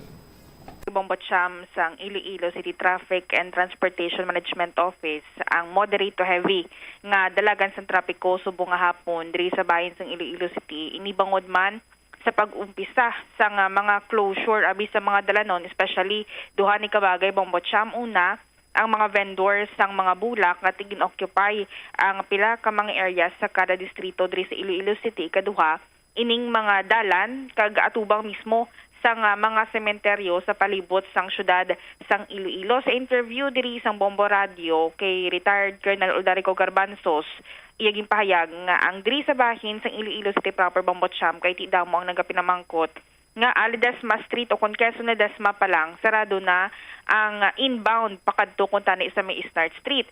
Ginpatag rin ni retired Colonel Garbanzos bangod nga ti agod nga dira pa lang sang start sang dalan bala Bombo Cham, may option na ang mga driver nga pwede sila maka-left o kung right turn. Example B, kung gusto niyo magkadto sa may Central Market, pwede ka di ka right turn sa isa ka mall diri sa may city proper area pakadto abi sa point of destination nimo maka-shortcut ikaw Bombo Cham. Kay ti ang mga balik-balikan ta diri ang mga areas kung diin nagabaligya sang bulak ang mga vendors nga ti amo ni ang mga butangan gimpamplastaran, especially ang diri sa may city proper nga may closure ang ari diri sa may Socorro area o kun ining stretch sang Isnart extension bala Bombo Cham pakadto sa may area sang Central Market dira bag-o ka man makatungtong sa may Central Market abala ayon Bombo Cham. halos puno gid na dira ka mga vendors nga ang pamangkot nga abing kumbaga outbound ang kwanto siya kay ingin sarado ang inbound Bombotcham mo ang right side kumbaga pakadto ka Central Market ang ginalaw gid lamang scheme is outbound halin ka Central Market ni area pagwa sa Milidesma amo na ang ginalaw nga one way sang TTMO bangod man ini sa mga ginahimo nga parking area ang right side dira magpakadto ka sa may Central Market iban dira sa ila waay nagahambal nga drop off lang lakat dayon ang salakyan kalabanan dira nga ginahimo ginaubra nga parking area ang right side ang tapos ginahulat nga magtapos bakal ang upod nila kag amo ang paglakat naman liwat gilayon Bombotcham rason nga nagakos ini siya sang traffic dira sa area sang Isnart Street. So mo nang ginhimo nga gin-outbound na lang para nga ti hindi makapark ang mga salakyan diretsyo dayon pagwa sa may Ledesma Street. Ang iban pagidri nga dalan nga ti may mga bulak sa may distrito sang Arevalo diri ayon sa may atubang sa nga PNP station ang sa may molo naman iya diri sa may Locsin area nga private road between ini siya sang Molo Plaza kag ang across o kon sa tabok sang Ramboys nga lechonan and the restaurant sa may Mandurriao naman iya ang designated area is sa bahin sang atubang sang Civil Service Commission kag ang sa may Haro Plaza ni Ari Mandri nga ti palibot niya sini kag amo sini ang pila ka mga areas kung sa diin amo ni sila ang registered sa bahin sang Iloilo City Government nga mga areas Bombotcham. Ang isa pa gid ka pamangkot ang paano naman niya sa sitwasyon sa mga sementeryo abi. Sa gihapon nag-encourage diri o kun inganyo gid sang city government sang TTMO ang hindi na lang pagdala sa mga salakyan kag pag-utilize sang mga PUJs para nga ti hindi sila mabudlayan magpangita sang parking area pero may mga parking area gid man nga gin-designate pero mas malayo ini siya sa mga sementeryo Bombotcham kay ti ang ginobra diri sa TTMO nga mangin hassle-free ni siya sa bahin sa mga pedestrians ang atubang sang sementeryo kag wala gawas ang salakyan. The reason why nga ti kalamanan diri sa may especially sa may Hereyos extension diri Bombotcham mangin one way ini siya kag may closure nga matabo sa may Arevalo may ara man kag kalabanan nga mga sementeryo sa palibot sang Iloilo City amo na ang ginplastar sang Iloilo City Traffic and Transportation Management Office ari din nga parking ni ari diri nga daw mga closure order kag ti mga no entry plan ang TTMO kabahin abi diri ang sa area sang Haro Public Cemetery sa may Cuartero Street corner Locsin subdivision amo ning do mga arulutsan bangod kay no entry ang pila ka mga sementeryo Balabong Bombotcham sa may Lapas Public Cemetery man diri amo ni siya ang no entry sa atubang sang Hereyos Street extension outbound only. So ang pila pa gid diri ka mga scheme mga parking tans man diri nga ginplastar ang TTMO kabahin abi diri nga sa may Haro Public Cemetery. Tanan nga mga vehicles wala sang parking sa atubang sang Haro Public Cemetery. All parking areas ara lang sa sulod sang Locsin subdivision, Argelia Street and Fajardo Street, one side parking only. No entry sa mga traffic closure areas just like diri sa may Cuartero Street, corner Locsin subdivision. Sa may Lapas Public Cemetery naman sa may Aglipay ni siyang area, no vehicles, no parking sa atubang sang Lapas Public Cemetery kag ang tanan nga mga salakyan one side parking only. Kag no entry diri sa may Haveliana because of closure sa may Haveliana Street diri sa may Hereyos Street and corner Hereyos Street in the said event sa November 1 starting ini siya Bombotcham. Rason nga ti nalauman gid diri nga starting tomorrow ang pagdaguso gid sang madamo nga abi foot traffic halin abi mag hapon-hapon na tubtub abi maggabi Bombotcham. Pamatian tabala ang kabahin diri sa nga nangin pahayag ni retired Colonel Oldarico Garbanzos sa aton interview. Una namon nga game plan no together with the operations and visors nga himuon na gimang namon na sa November 1 one way ining Isnart Street no halindira sa Socorro pakadto kadikto sa may De Leon Street no i one way na ina siya meaning inbound lang nagapasulod Pero ang ginasuggest sang operation kag sang amon nga supervisors nga kadako sang impact ya. Kay ti kun ang pabalik nga mga salakyan no adikto sa sa Maria Clara halin, may duwa siya ka opsyon. No? Pag abot niya dira sa De Leon, ma-left siya. And then pag abot niya diri sa Aldeguer, ma-right siya, no? Amo nang iyang option. Kag ti kung hindi siya gusto magsulod dira sa Maria Clara, hindi na siya gusto magsulod sa Isnart, diretso na lang sa Rizal. And then he will take Valeria or he will take Mabini, no? Kay ti tag one way ina dira nga area. Gin reverse na mo no ang ining nga traffic scheme. No, instead nga ang mapasulod pa kadto sa Ledesma kag mag-agi dira sa Isnart, ging close na naton ina no ang Ledesma Quezon. Instead, madiretso na sila Quezon, pag-abot nila sa Isadra Camol, pag-abot nila dito sa De Leon, ma-left sila. And then diretso sila dito sa Isnart na nga porsyon no, ang nagatubang sa aton nga Central Market.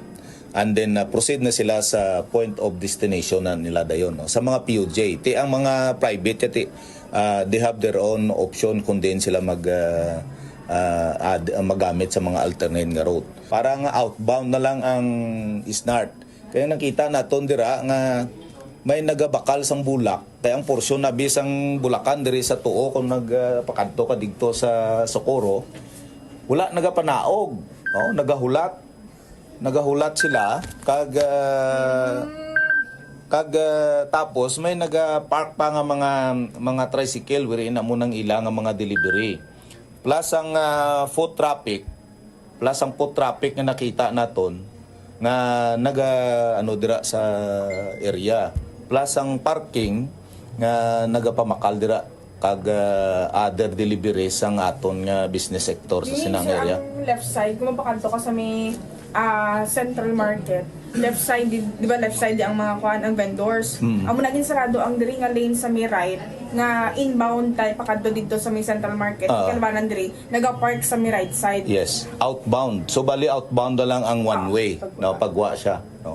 Tigina-expect naton nga subong adlaw gin-declare nga half day. And then ang influx ang mga motorista mag-start, ina-expect naton mag-start ini karon sa hapon inang pakadto sa sementeryo. Kag siyempre pakadto man sa mga kundi nagabaligya ang mga bulak, no. So ang ini gina-announce namon nga may moderate to heavy traffic sa sining mga area sa Haro Plaza, sa La Paz Plaza, diri sa city proper amo ni siya ang Isnart Street no until sa De Leon dira, and Molo Plaza and Mandurriao Plaza and Arevalo Plaza. May mga prepared na kaming traffic scheme nga pagahimuon in a selected cemetery kay ti nakita ginaton nga dapat may one way or may closure kita kay kung i-allow nato no ang pag-agi sa sining nga mga sementeryo makakos gid ini sang heavy traffic situation no. That is why ginpreparahan naton sang scheme. Ang tanan nga patio at ubang sang patio naton gindi naton nga no parking. Also naga-coordinate kami sa mga barangay since ang barangay nagaano sa aton nga mga ambulant vendors. So ang ambulant vendors may lugar man no? Pero hindi sila sa atubang sang patio kay ti ang atubang sang patio dapat lang gid sa nagabisita sa mga pedestrian nga wala sang hasol nga magsulod sa patio. Herios Extension, yung Herios nga public sa cemetery, ang Kwartero, ang aton nga Arevalo, ang kagang aton nga Tansa, no? Particularly diri sa Delgado Street.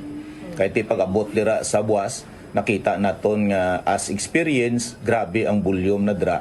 That is why nga ina maging one way. So ang tanan nga gapasulod sa city proper ang magkadto sa Delgado, one way lang ng Delgado, hindi na kamo dira kabalik sa Delgado nga area ngayon na kundi pag-abot ninyo sa Landone, either left or right kamo dira and then proceed na lang sa destination. The same thing ang matabo ni sa aton nga mga PUJ. Bombo Cham, nabatian sa mga kabombo naton si retired Colonel Oldarico Garbanzos ng Iloilo City Traffic and Transportation Management Office. Ti manami gidi kay may mga advisory ang Traffic Management Office but ang i-reinforce pagiguro ni Sir Garbanzos ang deployment sang mga traffic enforcer. Kay ti although nga may mga advisory sila, lain man niya ang nabasahan mo lang, although nga ti informed ka naman, but kung may magiya pagid simo nga traffic enforcer, ti mas labing maayo pagid kag makabig naton mga 90% ti maging epektibo ang traffic adjustment diri, no? Sa sa ulong man naton sang All Souls kag All Saints Day. Bombo Angel? Oo. Actually, Bombo Cham, naglabot sa 378 traffic personnel dari ang on the ground manabi nga gin-deploy sang TTMO kag ti according dari kay retired Colonel Garbanzos, may overlapping ni siya nga matabo, hindi abihambal nga ang sa lapas ng area nga mga traffic personnel sila lang gid dira, kundi may matabo dira Bombo Cham nga example bi tawhay malang abi diri sa may area sa city proper sa Ilohon, anay iban diri sa may Lapas Plaza kung sa lapas ng area para nga ti mabuligan kung diin lang area ang do medyo sako gid kag to kinahanglan gid matatapan when it comes abi sa pagmansang traffic kag pag-assist man sa mga pedestrians. The reason why nga ang 378 hindi lang scattered ni sila kundi may overlapping man nga matabo kung together man Bombo Cham with the personnel sa Public Order and Safety Management Office kay sila maning nagabulig abi sa mga pedestrians kung case nga nagatabok kag in order bala ang pakadto pakari sa mga pedestrians sa hindi lang sa sementeryo kundi pati man sa mga plaza, especially ning may mga misa panangandaan Bombo Cham mo hindi lang hambal nga ang baligyanay lang sa bulak kundi kisa may mga misa pagid ni kag may mga iban nga mga activities if ever nga kwan together or ludugangan pagid abi sa pila ka mga ambulant vendors nga ara man sa do area lapit sa mga sementeryo abi nga ni Bombo Cham. All right. Ini si Bombo Angel Pechilier Tan para sa the number 1 and most trusted radio network in the country, ang Bombo Radio Philippines. Basta radio, Bombo! Salamat ginda Bombo Angel Tan sa imo siniiya nga balita. Kaya mo man lang na ito na 2 cents piece of advice, no? Or worth of advice para nga makabulig man kita kay ekspektaron tingin iya banwa, although nga may mga advisory naman ang Traffic Management Office, no? Pero much better kung fully deployed, no? Ang mga traffic enforcer, no, nga maggiya man sa aton sini nga mga motorista. Kag nag-apilar man kita sa mga motorista, no? Nga magkooperar. No? Magkooperar. Hindi tayo pag ipasulabihon nga mangin conveniente kita, lapit kita iya sa sementeryo nakapark, although nga hindi man pwede parkingan ang malapit sa sementeryo, but iano ginato na ikonsiderar taman ang convenience ang iban siniya nga mga motorista man nga katulad naton, katulad mo, no, nga nagapamati dira subong nga nahitso na ang plano nga by tomorrow or sa palabuton sini nga Pizza 2 magabisita ikaw sa Minatay, no, with this advisory from the Traffic Management Office nga nagakadapat man nga aton ikonsiderar ang iban sini naton iya nga mga kabumbo, no? Para nga likaw kita sa naman nga sa isang binaisay, magluwas sa likaw sa naman nga sa isang binaisay ti mahatagan mo man sang bisan papano ligwa ang imo siniisig kapariyo nga kundi lang ang napartiniser nga lugar nga pwede makapark kung malayo pa yang lalakton ti amo gina sa aton sini nga mga kabumbo dapat nga mayara sang order para iyang mangintalunsay ang tanan hilabi na kung ang dalagan sang trapiko ang pag-manage sang trapiko ang aton sini nga istoryahan. Sa kangot nga balita, mga residente sa Tansa Timao Zone 2, tinaga Suro Sideline, no? Ang ila sini nga sideline, pagtakod sang suga, paminta, panglimpyo kag pagsumbra sa mga pansyon sa Tansa Public Cemetery. Usually amugin man ni ang palangabuyan sang iban sini nato niya nga mga kauturan, no? Nga makadawa-dawa man kag nagahinga mo man sa sini iyang adlaw sa pagdumdum naton sa aton sini nga mga minatay, bisan pa paano maka-income sila sa mayo nga pamagi. Pero dito sa haro karon pasiplatan taman kay ang mga nagapaminta kuno sa pansyon to mahina ila income.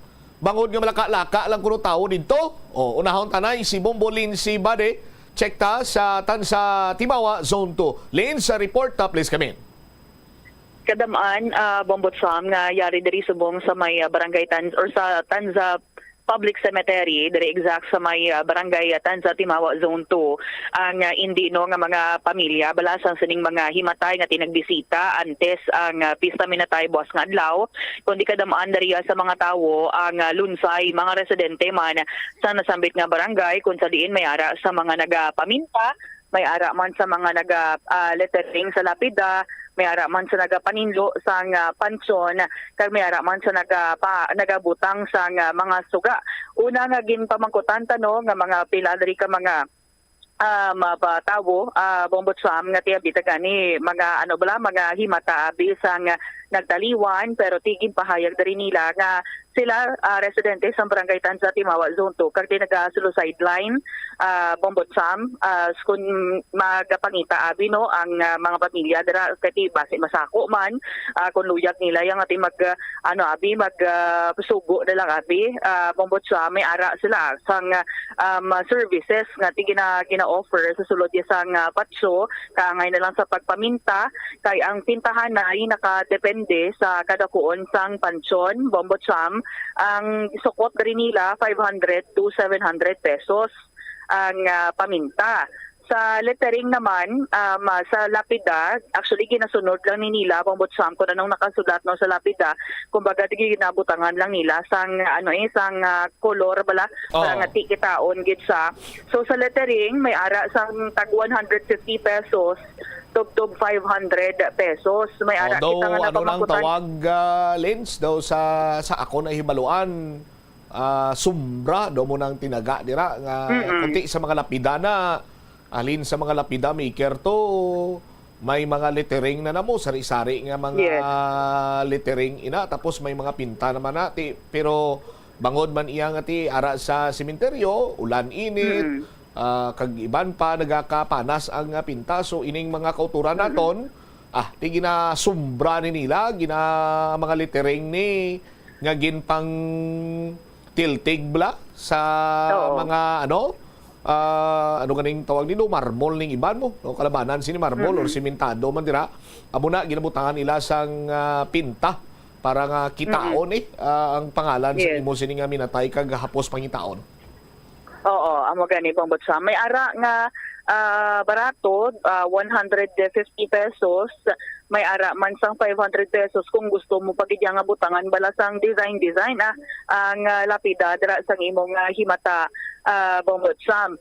Sa mga iba naman nga mga pumuluyo kay tikalabanan bala Bombot Sam masako man ang iba nga pamilya hindi bala maka paninlo sa pansyon abi no sang ila yang himata may ara man sang manog limpyo Bombot Sam sa palibot sang pansyon nga ina ang sukot rin nila pinakanubo 300 pesos pero tinakadepende na sa kadamuon sang basura o kung lilimpyuhon kay kalabanan actually ito nga ginalimpyuhan ang ining mga nagkaradagdag bala nga mga dahon sa puno sang kahoy Bombot Sam so muna ang ginatinuan nila kag ti ang daridaan ang pila ka mga areas sa sulod sang Tanza Public Cemetery lutak gawa Bombot Sam kasi kay na nagturo tarithi nga daan amo na nga ti preparahan mo na sa aton nga mga pumuloyo in kaso nga ti magpadulong sila dito nga gid sila mga lihit bala mapangita sila sang sang tarapakan nga ti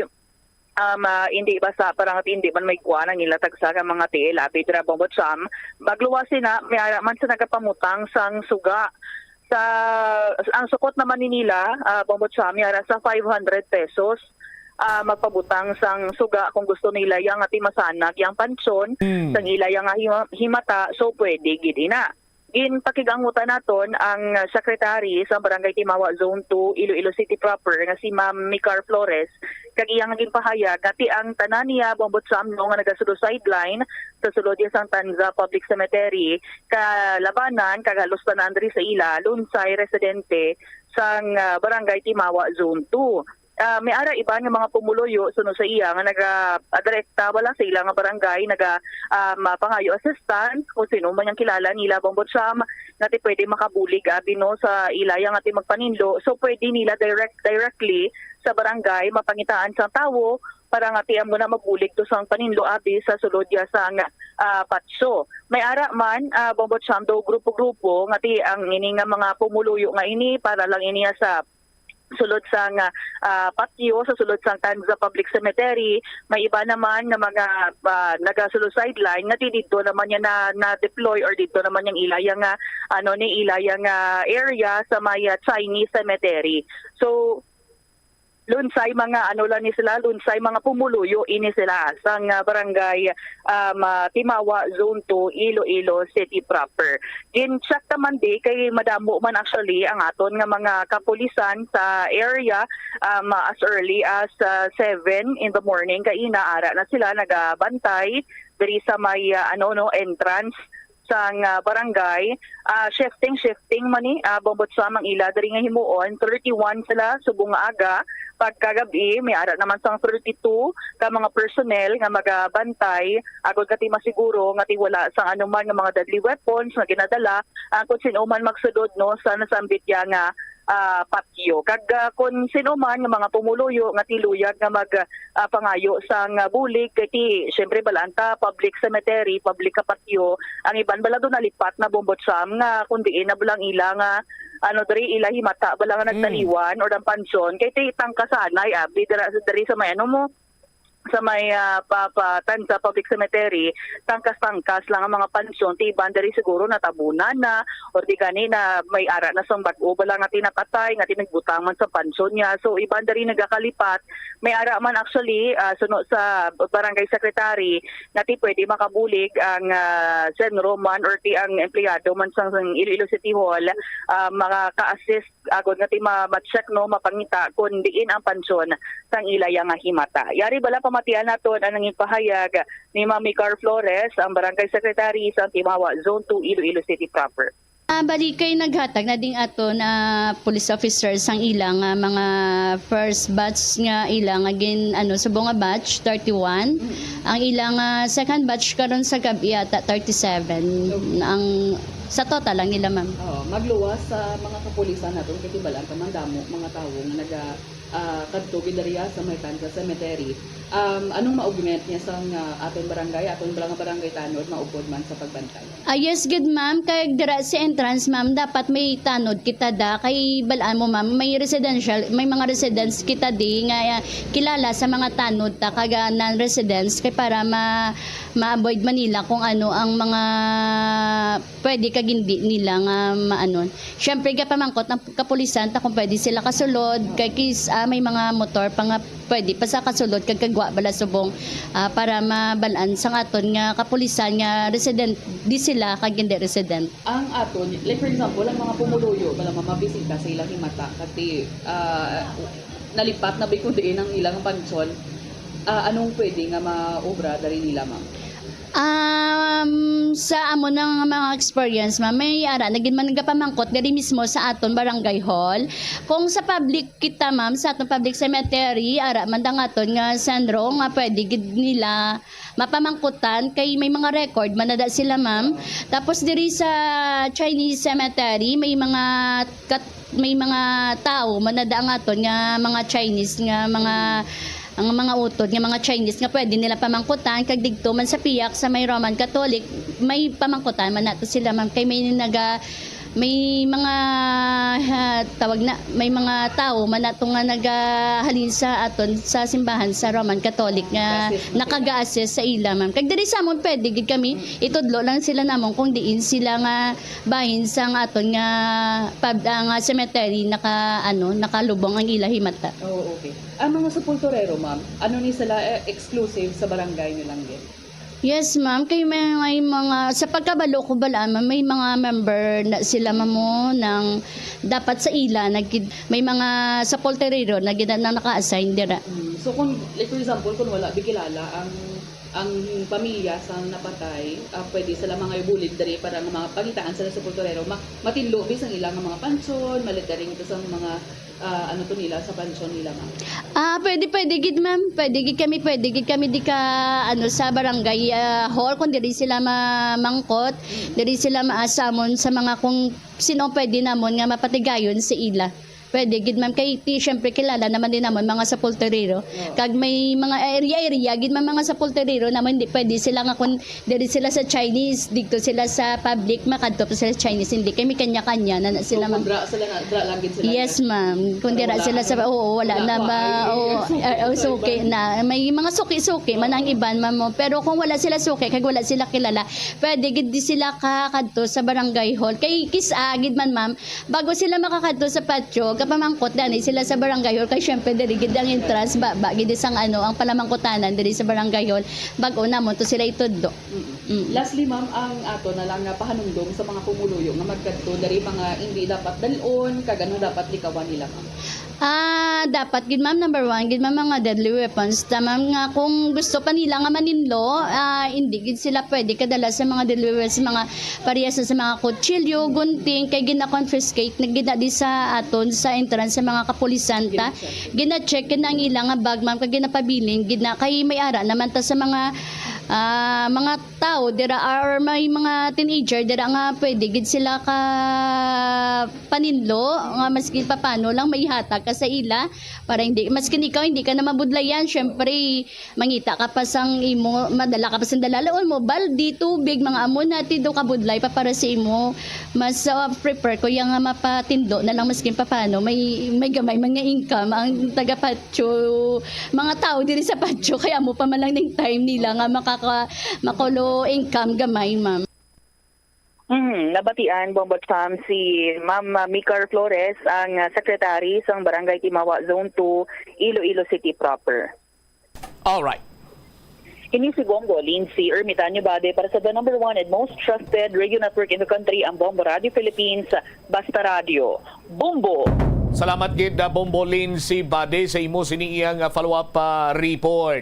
Pagbalik naton na Banwa, dito naman kita sa Haro Cemetery. Ang nagapaminta kuno nagapanglimpyo sa pansyon tuno pigado kuno income kay gamay lang kuno yung tao nagakanto to. Kagang takdanay sang kuryente sa Molo Cemetery nagasinakuay naman sa subong sining adlaw. Ang dugang nga mga balita diri karon sa aton sining pagpangalagad balikan ta matapos gilamang pila ka importante nga mga panumdumora. The Farmers Bazaar, your traditional public market with the touch of Plazuela Dos, ang isa ka lugar nga gintukod sa tion kag sa kasagsagan sa COVID-19 pandemic nga may tinutuyo nga maghatag sa imo sang safe marketing experience. Subong nga ang COVID-19 hindi na gid man dako nga pamahog kag nagapakadto na kita sa next normal. Rest assured nga ang Farmers Bazaar will further evolve agud yung magpadayon sa paghatag sa inyo sing satisfying marketing experience. The Farmers Bazaar. Sa lower level, tara na pahamtang ang fish, poultry, kag meat section para naman sa inyo mga kinahanglanon nga prutas, utan kag iban pa, magbisita sa upper level, pinaagi sa paggamit sa hagdanan ukon sa pagkadto direkta sa parking lot. The Farmers Bazaar, your traditional public market with the touch of Plazuela Dos. Plazuela de Iloilo. Billboard of activities for October 27 to November 2, 2024. Songs that are mostly from the past millennium ang saliwat magadominar sa Plaza Mayor sa Plazuela de Iloilo. Kaupo ng Retro Band sa concert at the Plaza. Mangin inyo sa November 2 Sabado, umpisa alas 6 sa gabi. Sa tion sa musical show, napulo ka mga matahom nga plus wala de Iloilo special edition mugs kag madamo mga iba na iga-paraffle sa mga suki sa plus wala de Iloilo. Sa November 3, Domingo, ginaagdang tanan nga mangin kabahin sa Eucharistic celebration nga pagkahiwaton sa Latolda sa among adlaw alas 11 sa aga. Sa tiyon sang Holy Mass, pangayoon naton sa Ginoo nga magpadala siya sa madamo nga mga anghel agud pahumukon ang tagipusoon sa mga lideres sang conflicting nations para madasig nga magpanumbalik ang global peace. Plus wala di Iloilo. We remain to be one with you in a common hope for a better community and a progressive country in 2024. Paano ba lamang kalikaw sa aksidente sa dalan?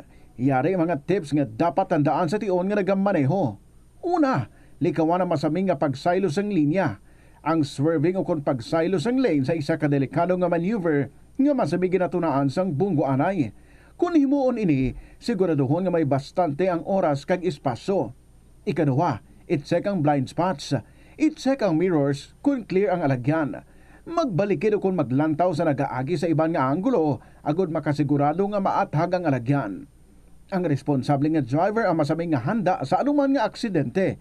Kabahin na sang pagkaresponsable ang pagkuha sa nga insurance agud masigurado nga may peace of mind sa dalan. Ini nga pahanumdom ang ginadulong sa imo sang the number 1 and most trusted radio network in the country, Bombo Radio Philippines. Basta Radio! Bombo! Tanan kita mayara sang mabulig agud pakibatuan ang climate change. Magamit sang bag nga pwede magamit sang liwat-liwat agud mabuhinan ang plastic bag nga ginahaboy. Bangod ini nagatugas ang greenhouse gases. Ikaduha, hindi masumi magamit sang computer. Kung 4 ka oras lamang sa isa ka adlaw ang imo nga paggamit sang computer, makabuhin ka na sang carbon dioxide emission nga 83%. Ikatatlo, kung malapit man lang imo nga kaladuan, mas maayo nga maglakat o kung magsakay na lang sa bike. Magluwas sa makakinot ka na, mabuhinan pang polusyon nga nagatugas ang climate change. Yari ang mga tips nga dapat mo tandaan para mangin safe kag healthy ang pagkaon sa imong pamilya. Maglikaw sa tuman ka matambok, maasin, kag matamis nga mga pagkaon. Basahon sang maayo ang label sa mga balaklon kag i-check gid ang ilang nga expiration date. I-check sang maayo ang ginabakal nga karne kag isda agud makalikaw sa diarrhea kag food poisoning. Likawan naman nga magbakal sa mga unlabeled kag ginrepack nga mga pagkaon. Kung ginrepack gid man ini nga mga pagkaon, kinahanglan nga mayara sa gihapon ini sang husto nga label information. Ini nga pahanumdom ang ginadulong sa imo sang the number 1 and most trusted radio network in the country, Bombo Radio Philippines. Basta Radio! Bombo! May kilala ka bala nga mga bata nga mahilig sa video games? Nagausik bala ini sang inoras sa paghampang sang iya ginakaadikan nga games. Isa ka pagtuon sang American Academy of Pediatrics ang nagapahayag ngang sobra-sobra o kun inoras nga pagtiner sa paghampang sang video games ang makadulot sang depresyon, anxiety kag manubo nga grade sa eskwelahan. Suno sa mga eksperto, halos 9% sa kada 3,000 ka mga elementary students sa kada pungsod ang makabig pathological o kun addict sa paghampang. Makabig nga pathological o kung addicted ang isa ka estudyante kung nagaapekto na ang paghampang sa iya nga pag-eskwela. Dugang pa sa among nga pagtuon, ang ka-addict sang isa ka bata makapabudlay sa iya sa pagkontrol sang iya impulse. Kaangot diri, ginpanugyan nga dapat hindi magsobra sa isa ka oras kada adlaw ang gastuhon sang isa ka elementary student sa paghampang kag hindi naman magsobra sa 2 ka oras ang isa ka high school student. Atensyon sa mga mahilig magamit sang aircon. Nagpaandam ang medical expert batok sa mga balatian nga mahimo makuha gikan sa sobra-sobra nga paggamit sini. Sino ka Dr. Maria Encarnita Limpin, isa ka experienced healthcare specialist, mas maayo nga tsakyaron nga malimpyo ang hangin nga nagikan sa aircon bangod kun mahigko, mahimo ini nga magtugas sang impeksyon kag mga balatian kaangay sang pulmonya. Gani hagan-hagan na lang ina bangod bisan makabulig ini sa imo sa maginot nga tiyempo, may risgo man ini sa imo nga ikaayong lawas. Nga ginadubilian ang iligal nga droga. Makamamatay. Ang nagagamit sang shabu posible mapatay. Minutos na nakaligad sa takna siningalaw na balik na diri sa pagpangalagad sang Bomboanay sa Unto. Standby sa kay Bombo Jomar Villa. Kag balikan taman karon si Bombo Angel Tan sa yaman sining rejoin the report mga nagapaminta sa pansyon may hina kuno income bangod sa wala ka lang ang tawo dito sa may Haro Cemetery. Takdanay naman sang kuryente sa Molo Cemetery anaga sinakuay na subong adlaw. Kag pila ka mga individual nga nagpadulong na subong adlaw sa patio, ti para kuno nga hindi sila maipit sa pagpugok sa dalagan sang trapiko. Pag abot sang Nobyembre 1 kag 2. Check ta this time si Bombo Jomar Villa sa iya sining follow-up report. Jom sa report please come in. Kasubong nga ilisipon pa lang sa tudlo no ang mga tawo nga nagapakadto sa bahin sang Haro Catholic Cemetery subong nga aga bubutsam no ini ang sitwasyon karon isa kadlaw antes ang obserbasyon naton sang Fiesta Minatay. Pagabot sa nasambit karon nga area makita ta ang police visibility may mga PNP personnel sa Haro Police Station ang Police Station 9 kag sa may area karon sang Ungka no sa distrito isang Haro ara man to ang presensya sa pagpatigayon sa police visibility so gina-check diri ang mga nagagwa sulod sa sulod sang Haro Catholic Cemetery Bumbutsam diri man ang presensya sa pila ka mga nagatrabaho no mismo sa siding nasambit karon nga patio kay may ara ni sila gali personal nga naga panglimpyo sa patio kag may ara man diri nga nagapang minta no may mga ID ini sila bubutsam na nga ginasuksok sa tagsa nila kay gamo na sila gina transact dra sa tagiya karon sa mga pansyon kon balati mapapinta sila o kon patinlo sa ila sining pansyon. So isa diri sa pagkagangutan naton si Leonardo Manderico. Isa ni siya ka nagapamintaman sa patio Bumutsamti sulod sa iya kay na naga problema sila kay duway gid sang customer kag do mahina kuno ang ila sining income subong bisperasya sa Pista Binatay kun ipanggid sa nagligad yang tuig. Isa sa gid nalantaw sining rason bangod sa sining tipila kadlaw nga may experience nato ang pagulan-ulan diri sa bahin sa syudad sa Iloilo kag subong do nagtrutirha na gani ang ining pagtupa sa ulan kag nagbutlak naman si Haring Adlaw Bumbutsam pero do maiwat pagid kuno ang mga customer sa ila sini kag gina transact na daw grupo ini sila ang naga transact karon sa tagsa ka mga himata nga nagapadulong sa may sulod sang Haro Catholic Cemetery Bumbutsam so sa ila sini karon yang presyohan nay dire sa ila sini nga pag trabaho medyo mahal-mahal ni sila kumpara to sa tansaho ang ila sini nga ang Sombra no mo na iblado ginasulit nila ang pangalan sa may lapida nagalabot sa 350 pesos ang isa lamang isa lamang katawo nakasulat sa may lapida pero may mga best madaan kay sa may mga pansyon nga sa isak pansyon tag-apat ka pangalan ang nabutang sa lapida depende na nakuno no sa tagiya ang iban naga-additional naman kag way man sila insist abi no kon pilagi da ang idugang sa ilalang man yati kon may idugang ti pasalamatan kon wala pasalamatan man nila gyapon pero ti ang ila sini nga minimum 350 pesos no ti kon nagasumbra ikaw dapat man tino man gili pulso mo ni no budlay kon pasmado kabla ba si imbes nga ang letter N to ba si mahimo nga letter M sa pangalan to ka namatay to sa iya sini nga pansyon Bumbutsam so dapat mi man nahimo sini nga pulso sa pagsumbra may ara man sila pintahan bilog mismo nga pansyon direte ang nobo nila ni nga sukot tag 1,000 ang 1,000 pesos labor lang ni ti ang tagiya amo ma-provide sang pinta ti kun way sang pinta ang tagiya mismo ang mahambal nga ti ikaw lang bala da ti sila di ma-provide ang sukot nila 2,000 pesos Bumbutsam dara pinta dara naman labor kag dara naman tinlo sa palibot sang pansyon sang ila sila tagsa ka mga himata sa ila sila nga pag trabaho ti subong do ina pati basikon buwas o kon sa pizza 3 o kon sa pizza 2 basiko madamo-damo na kag na obserbara man nila nga basi kun sa balain gid ba niya siguro nga panahon apo nga iban malaka lang nagakadto sa Haro Catholic Cemetery Bombotsam. Do pinasahi ni sila kag sa may Haro Catholic Cemetery yado hindi ni siya kumpara sa angay sa iban lang tig isa mangita kato kay mata mo do gasalakaw no kay damo mga lusot-lusot ariya do organize tapos do limitado no ang mga pansyon no Facebook sa lingon ang pinakataas ning layer do 3 ka layer mo sa pansyon sa may palibot sa Haro Catholic Cemetery kung panggid sa iban nga patio nga tag 7 ka layer no kisa ubos na lang raon muktangla ang iban ti magsindi ka kandila na budlayan por didres may Haro Catholic Cemetery hindi man gid tamak taas gid gati stall man malabot no sa gila siring mata kun magsindi sang kandila sa tion sang Pesta Binatay. Aribla na pabati naton ang kabahin sang pahayag ni Leonardo Mandirico sa mapakigangutan sa Bombo Radio. Ang pinta namon sir, bali 350 na sir mo dala na sombra. 350 na bilog ang buho na sa sir. Pinta na ang sombra ng gold. 350 na sir.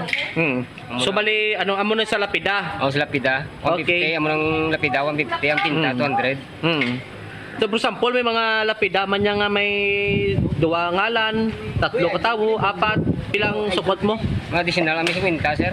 50? Bali, kung may 2, 3, depende sa sa customer kung additional sa. Kung hindi sa mga additional wala akong kaso. Sige, brown. Sige, obre lang akong kapon. Pero may mga customer mag-isa nga daw itati, o guess man eh. Sa may customer man ka sobra man bayad yung mga tao. So ay man kamo gambal daw ga demand be? Why sukton mo 3 gaan man Japon 400. Gaan ka 3 okay lang. 300? 300 okay lang Japon. Ano dugan tapos na dasig lang na? Dasig lang hindi ka na yung mga wala ka na isa ka oras. Diba guys sa mga angay sa inyo tinong pulso gali? Oo. Hindi ka man dasig ka. Hindi ka man pasmado? Hindi sir. Siguro pasmado bla. Sa pansyon be magpapinta ko bilog pila sukot nyo? Ilan daw pa namon sir estimaton pag sir kung kiskison o kung tilinluan pa sir. May mga tilinluan na Nabatian si Leonardo Mandarico ang pintor dari karon abot something iban sini gina-checker kay da ginabawala na pagsulod karon sa mga pinta ni brush no kay iban sini nagadala no sila nagapinta ti ginabawala na ini dapat kun may mga pinta ti dapat mo-transact agad no sila ya malibor imo pinta ti pwede amo na ginapasugtan kag gina isa-isa gid nila diho sala dari karon sa pagsulod diri sa may Haro Catholic Cemetery sa Bombotsam. Tibal ani kuno buwas basi kun ano bang mayo tempo kag magabulobalik lang ila sini nga income kun ipanggid sa naglikad ka tuig Bombotsam. All right. Ini si Bombo Joe Marvilla para sa number 1 most trusted radio network in the country, Bombo Radio Philippines. Basta Radio, Bombo! Salamat kid Bombo Joe Marvilla sa imo siniyang report si Bombo Angel abi masunod mo no ti amo na medyo may hina-ina pang inkamanay dira pero ti why man sila nagapanukot sang dako gina do nagakaangay man lang 350 para iyang mag-sumbra sang mga ano dira ang ila sining lapida sa aton sini karon niya nga mga kabombo kag tikon pilintahan depende kuno na i-assess anay sa mga pintor diray no sa aton sini nga mga kauturan kung pilang posibleng isukot kay base kun limpiwan anay kiskison anay to ang daan nga pinta para nga mangin presentable man. Ang iban sini galikaw nga sa adlaw makadto kay posible magpugok dalagan sa trapiko. Ting iban sini mas ginapili nga sa hapon-hapon or kasisidmo na magpadulong sa mga sementeryo. That is why kinahanglan man sang suga dito kuno sa Maymulo Cemetery nagasinakuay ng takda na isang suga subong dito. Balikan tabi ang linya ni Bombo Angel Tangel. Please come back.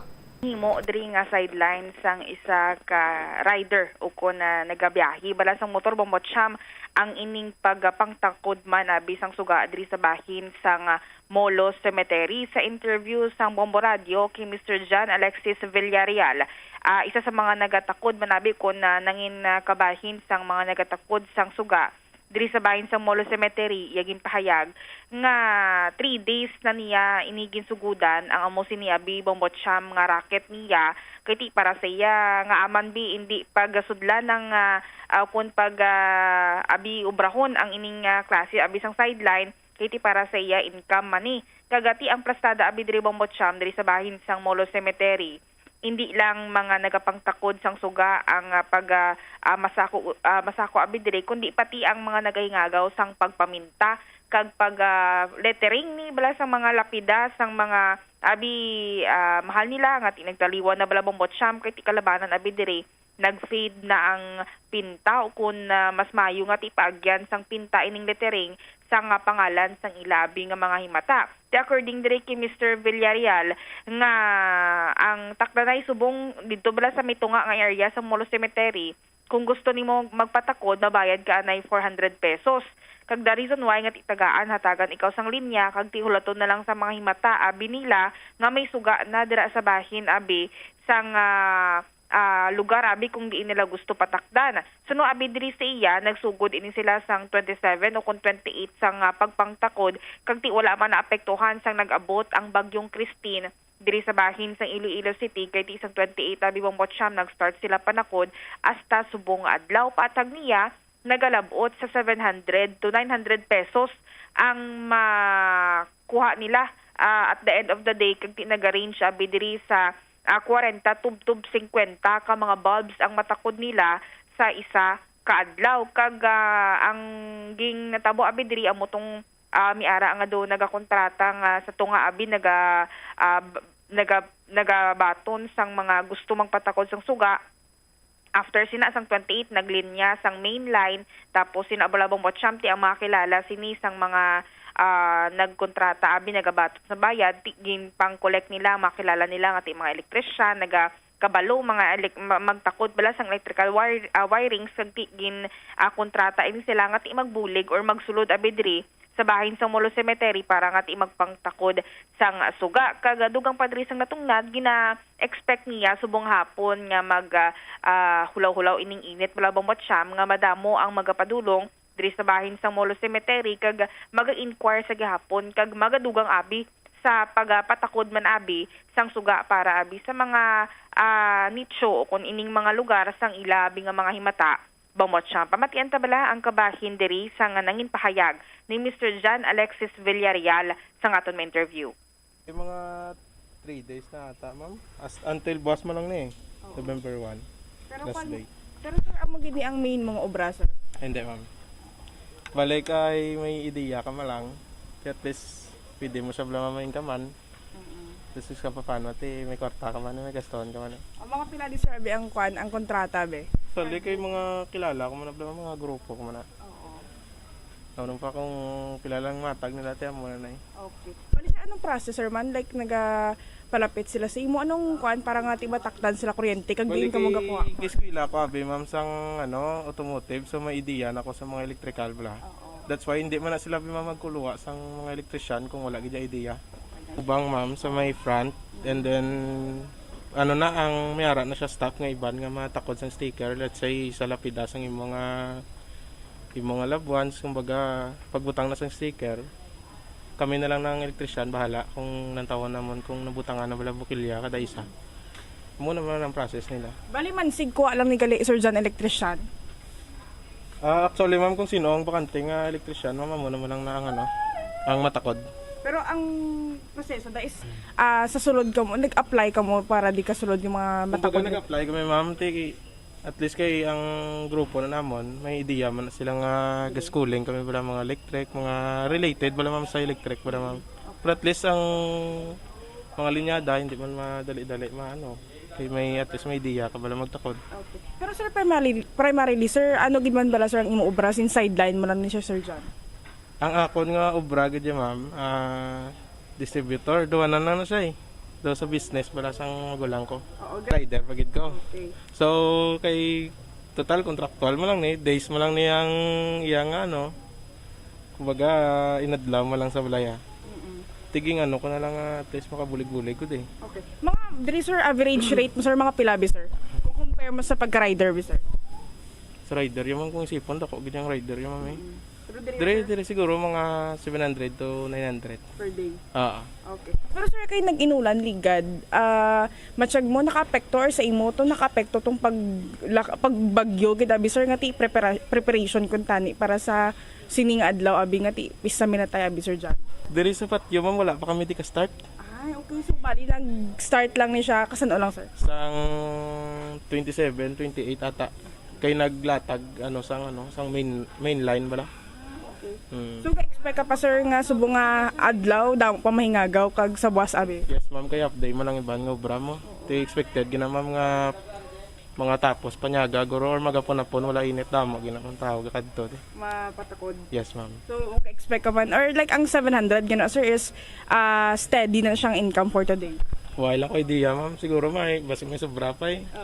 Oo. Bombocham, nabatian sa mga kabombo naton diri si Mr. John Alexis Villarreal, isa manabi sa mga nagapangtakod sa suga dira sa bahin o kundri sa bahin sa Molo Cemetery. Suro sideline man para makadawa-dawa Bombo Angel Oo, kag ti Bombocham, kuan man lang subong mo lang ang mainadlaw halin 28, 29 hasta buwas nga adlaw makaplastar man abi nga makabutang sang suga bala. Kag ti after sini balik naman sa kung ano gid man abi ang obra kay ti grupo man nakabulig man nga ti makakuan basi kulangon or kulang abi sila sa mga elektrisyan abi nga ti makapangtakod dira bala sa bahin sa Molo Cemetery kay ti gina-anticipate ri Bombocham subong hapon diri sa area gati do grabe daan man di ang init nga makaubra sang tayuyon hindi lang abi ning mga nagapangtakod sang suga kundi pati man ang nagapaminta kag ang nagapaninlo hingagaw sang lugar abi mga mga pansyon di bala Bombocham diri sa bahin sa Molo Cemetery.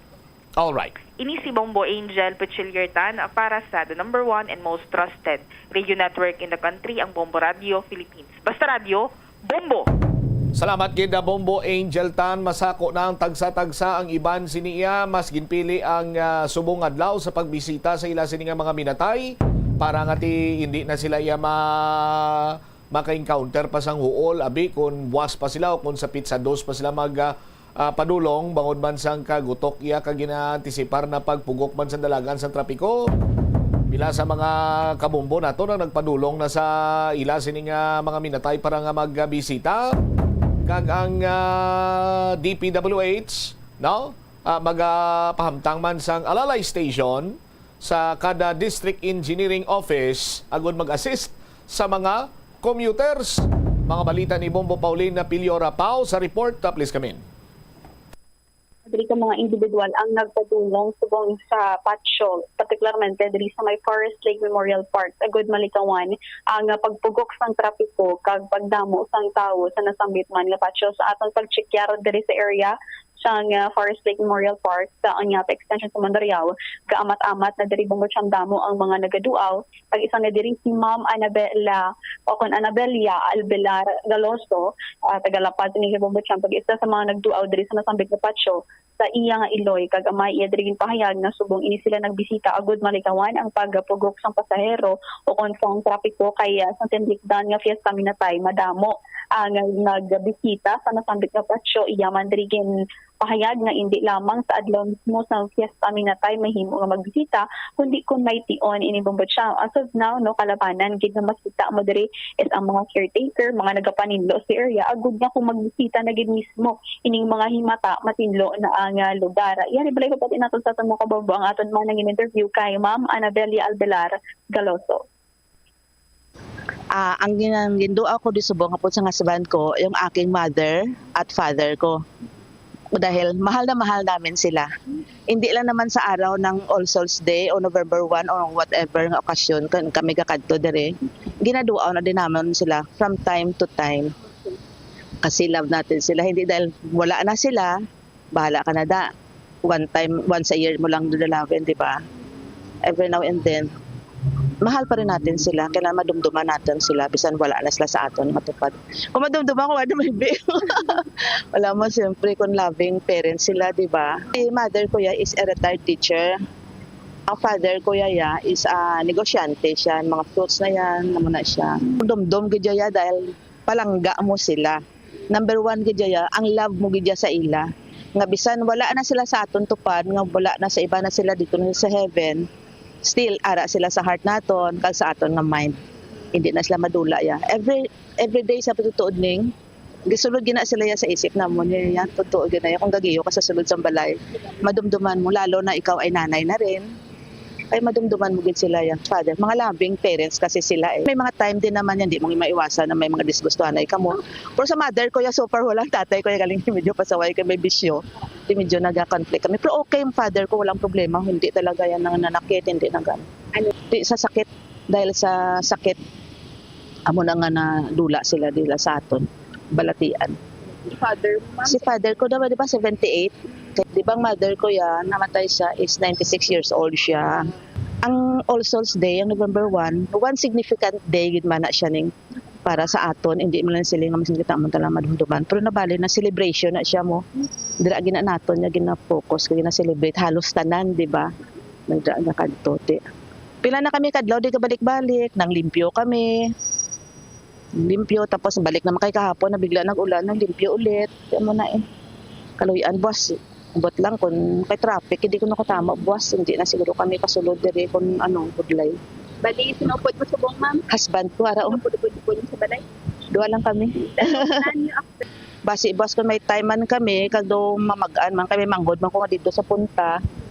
Basi makadto man sila kag kung may salakyan sila nga hindi mabudlay para sila. Basi makaupod kami liwat kay gusto ko di mabisita pero minimo sa tudtuod gid jaya. Kun Ma'am kami luto, ma'am during fiesta kami na tayo na makaparemind kay mother mo, kay father mo, ano din. Kay mother ko, suman gid ma'am eh. Suman na bla nang lantik dayon. Hindi suman na bla ng biko na sa Tagalog na oo. Amo gid na iyaya ang delikasiyos pali, di ba? Di subong kay hindi na ko siguro nakapuyon ako. Ma-order na lang eh, di ba? Na batian sa ating mga kumambol.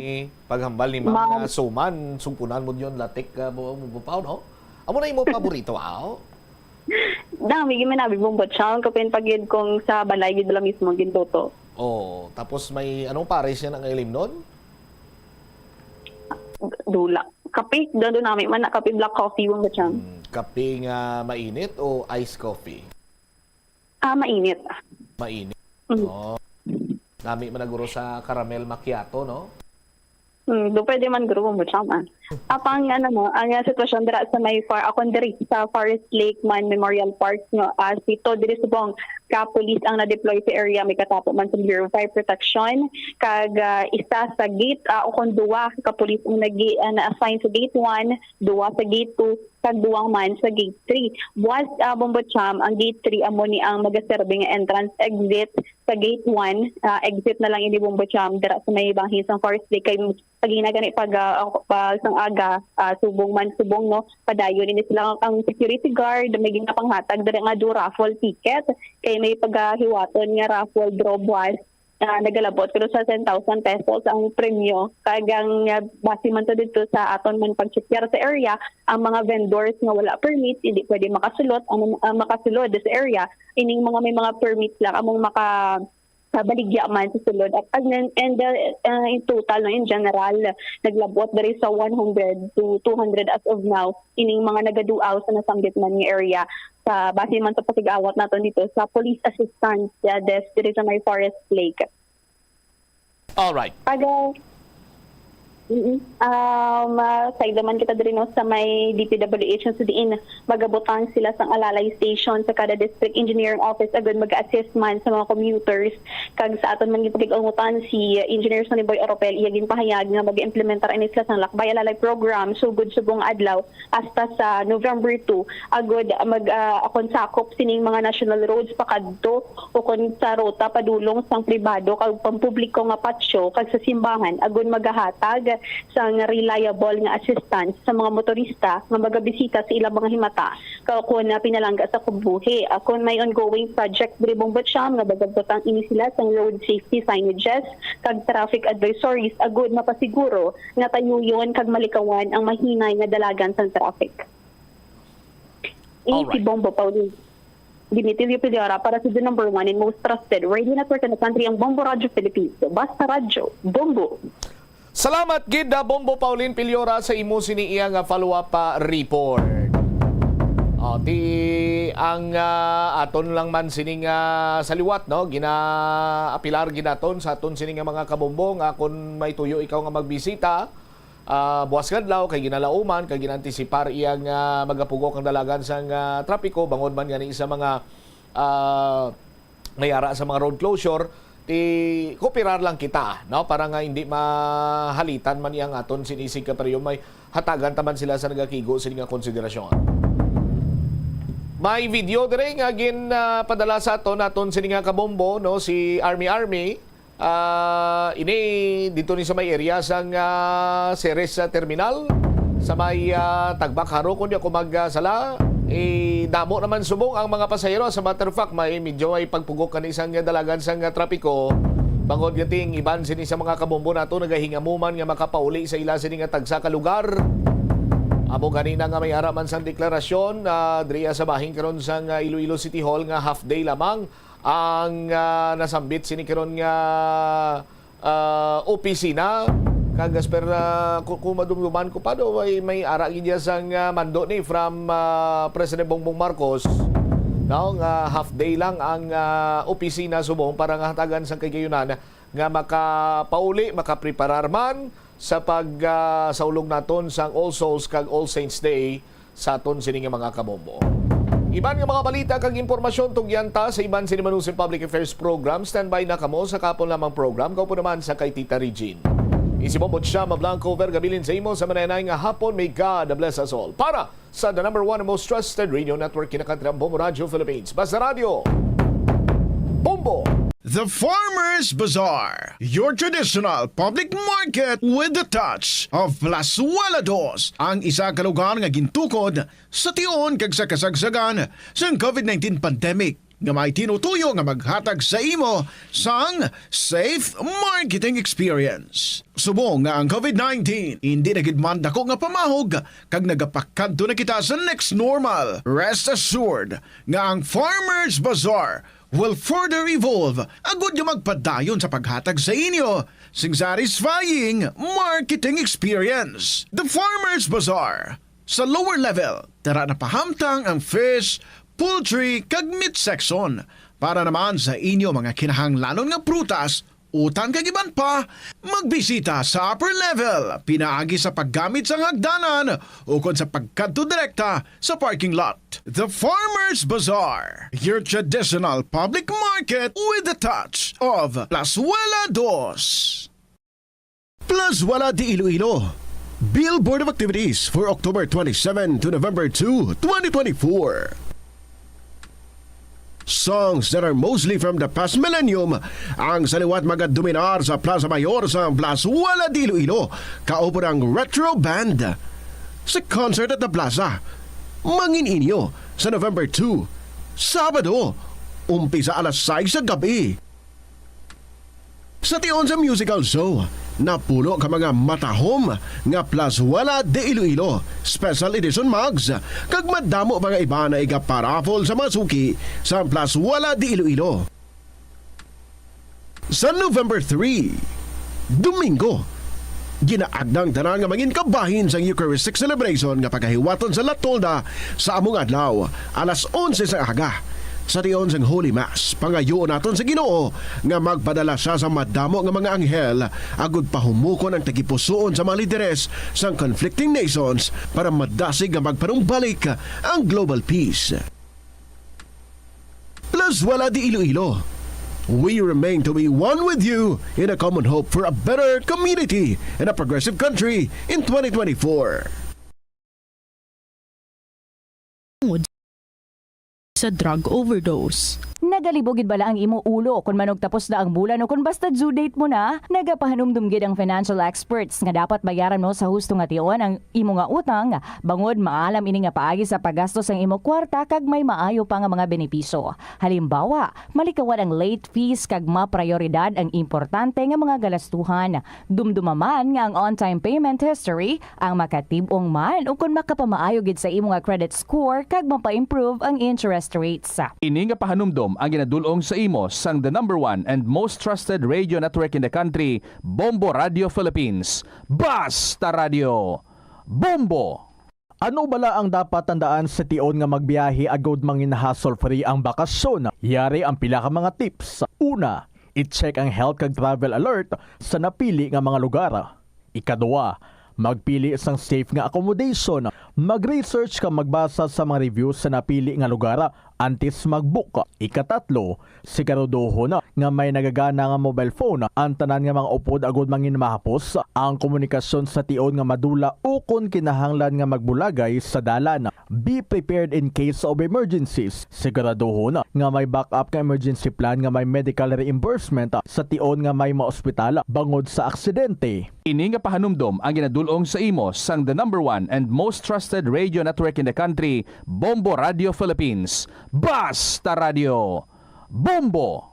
Yari ang mga simple nga paagi agod makakinot sang tubig. Magpamunyag lang sang tanom kon ginakinahanglan kag nagakadapat. Magtala na sang adlaw kag oras ang pagpamunyag sa mga tanom kag sundon ini. Bunyagan sa makaisa lang ang mga tanom sa sinang adlaw. Antes maglas 9 sa aga ang mas nagakabagay nga oras sa pagpamunyag agod nga mas makapanalupsop ini sa mga gamot kag mangin available sa bilog nga adlaw. Madamo sa ato ang hindi katulog kung wala sang electric fan. Yari ang pila sa hindi manaming epekto sa paggamit sa fan kada gabi. Congestion, ang naga-circulate ka hangin halin sa mga fans, ang makapadry sang baba, ilong kag tutunlan. Allergies, masami nga madala sa hangin ang mga yabok na naga-trigger sang allergies. Makatugas ang muscle cramp ang hangin nga naghalin sa mga electric fan. Amo nga kun kaisa, may eksperyensyahan lang masakit na lawas kung magbugtaw. Importante man nga regular nga tinluan ang fan blades, agod masigurado nga hindi ini pagkiniran sang yabok. Yari ang mga simple nga paagi agod makakinot sang tubig. Tinguba ang mga lalabahan kag tinguba man ang pagpanglaba. Ang pagpanglaba sang isa ka bes sa isa ka semana ang nagakinot sang nagalabot sa 50 litro sang tubig. Kung nagagamit sang washing machine, iset ini sa mas manubo nga wash cycle. Makakinot ka na sa tubig, makakinot ka pa sa enerhiya. Ang kalibutan ginakabugusan sang 71% sang tubig o kun kadagatan. Kag ang kadagatan nagabulig sa pagtugas ng tubig nga aton mainom kag hangin nga aton ginahaklo. Gani aton halungan kag imentenar ang malimpyo nga ginaagyan sang tubig kag mga kadagatan. Sa masunod nga mga pamaagi, magpartisipar sa mga organisasyon o clean up events. Likawan ang paghaboy sa mga basura kung sa diin lang. Buhinan ang paggamit sa mga single-use plastic. Hindi pag-i-flush o kung ihulog sa mga lababo ang mga basura sa panimalay, kaangay sang plastic straw, auto fluids, kag mga grasa. Kadagatan proteksyonan, kag limpyuhan. Ini nga pahanumdom ang ginadulong sa imo sang the #1 and most trusted radio network in the country, Bombo Radio Philippines. Basta Radio Bombo! Ang Iloilo ang pinakauna nga syudad sa luwas sang Manila nga nakaangkon sang direct shipping lines padulong sa iban nga mga pungsod. Halin sang 1855, nagaserbe na ang Port of Iloilo nga alagyan sang mga international shipping lines nga halin kag padulong sa Australia, Hong Kong, China, Singapore, Europe kag Amerika. September 29, 1855, sang ginbuksan ni Queen Isabella II sang Spain ang Port of Iloilo para sa international market. Mas nangin mahapos pagid ang trade sa tunga sang Iloilo kag Europe, ilabi na sa United Kingdom sang nabuksan ang Suez Canal sadtong 1869. Panugyan na rin sa eksperto kung kwarta ang paghambalan. Apesar limitado ang imo abilidad nga mag-invest, ang gamay nga contribution sa investment accounts ang makabulig sa imo nga maggamit ang earned money nga maka-generate sang dugang nga income. Ikonsiderar ang pagbukas ng retirement account o kung iban nga investment account. Ini nga pahanumdom ang ginadulong sa imo sang the #1 and most trusted radio network in the country, Bombo Radio Philippines. Basta Radio Bombo! Umpisa sang pandemya nangin mas conscious na ang mga tao sa personal hygiene bilang kabahina sang COVID-19 prevention. Apang magluwas sa COVID-19, madamo pa sang iban nga germs kag virus ang kinahanglan likawan agud indi mag-angkon sang sakit. Yari mga proper hygiene practices nga dapat muhimuon agud maligawan ang nagkalailain nga sahay sa malatian. Insakto nga paghugas sang kamot, pagpaligo adlaw-adlaw, pagpabilin sang good oral hygiene, pagsunod sa cough and colds etiquette. Ang pinakauna nga exclusive school for boys kag dormitory sa Pilipinas ang gintukod sa Banwa sang Tigbawan, Iloilo. Ini gintukod sang tanyag nga Jesuit priest kag historian nga si Father Pedro Chirino sadtong 1592.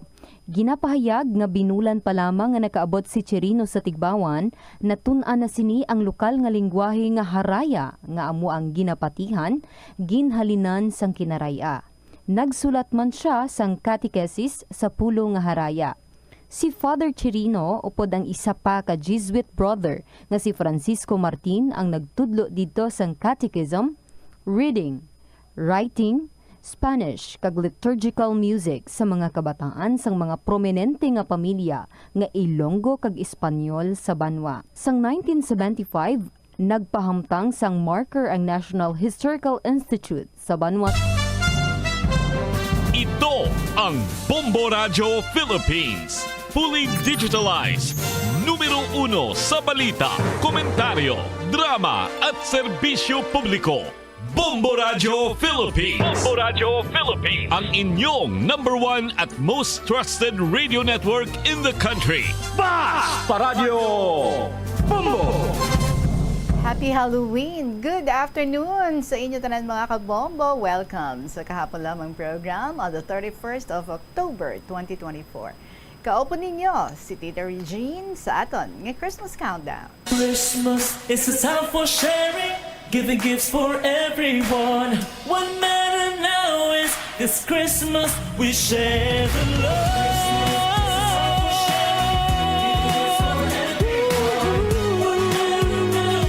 This Christmas we share the love.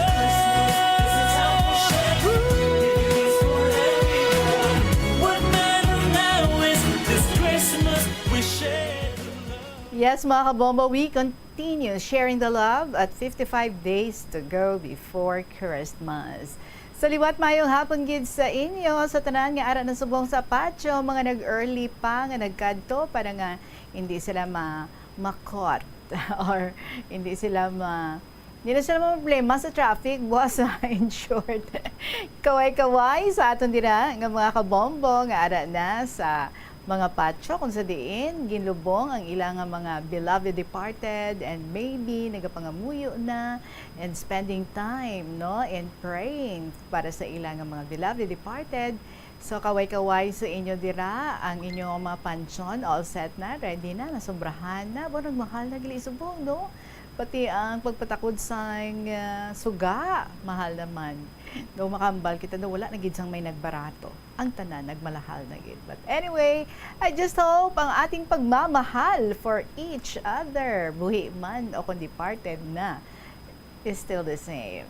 Again, welcome diri sa kahapon lamang program since it's Halloween. So mag-continue kita sa pagdulong sa inyo sa mga Halloween stories naton, no? Sa mga nagsabat sa aton diri nga panawagan, nga invitation, nga mag-share sa amo sila nga sa isang istorya. Bao, salamat gid sa inyo. Inbi, thank you man sa imo gin-share diri, pero I guess subong ko na lang ha, basahon ng imo gin-share. Hindi pa diguro sa November 2 because we're expecting to have the interview sa kay Mar sa November 2, which is a Saturday. Maganda ang fiesta minatay, no? Because tomorrow, November 1, fiesta sa mga Santos. So, todos los Santos. Sige, umpisan ang tanan with a song from Jonel Gavin. Welcome everyone. Diri sa KLP. Here's Bilanggo. Mayong hapon.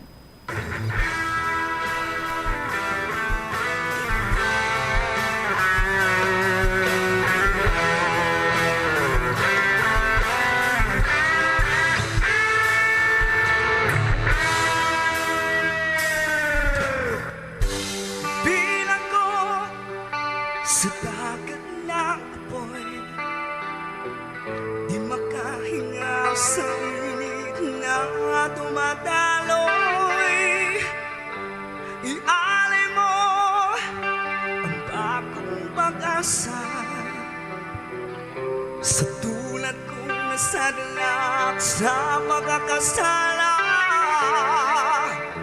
Iahon mo ako sa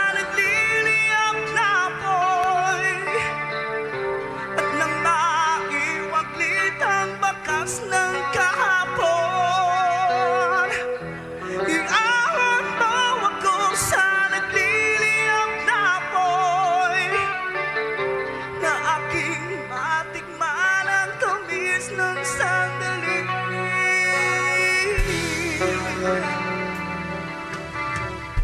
Litong-lito sa nakakapiningan, di makatawid sa malawak na lakusan. Inalay mo ang bagong pag-asa sa tulad kong nasadala sa pagkakasala. Iahon mo ako sa nagliliyap na apoy at nang maiwaklit ang bakas ng kahapon. Iahon mo ako sa nagliliyap na apoy na aking matikman at tamis ng sandali. Di ko man tanaw ang liwanag, ngunit nananalig na maksan ang umaga.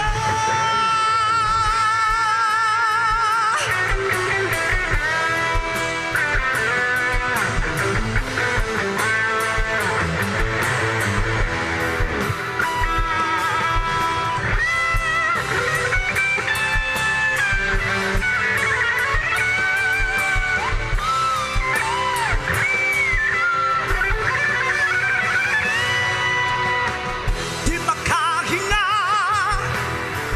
di makatawid at pinag ko sa kaganapan. Iahon mo ako sa nagliliyap na apoy at nang maiwaklit ang bakas ng kahapon.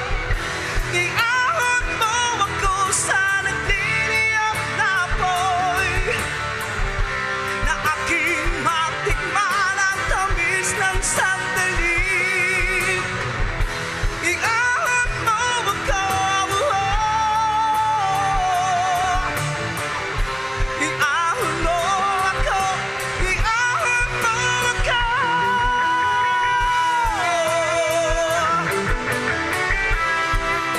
Iahon mo ako, iahon mo ako. Jonal Gavin, bilanggo para sa inyo. Luto na da ang inyong mga suman. Suman is best eaten kung maagahan na, no? And by the way, I just realized nga from among all mga pangalagalag nga mga lulutuon, next to suman siguro, numero 1, gid nga tama gali kakapoy lutuon ang ano gani? Ang kalamay hati. Nalipat ako. Kalamay hati kay di ba non-stop nga lugayay. Pila ka oras hindi mo paguntatan sa lugay tapos ang ending kong luto na pila lang ka minuto ubos. Anyway.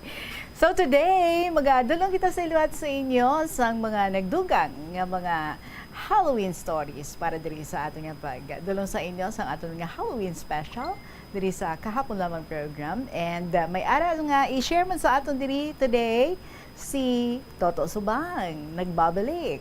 Dearest Tita Regine.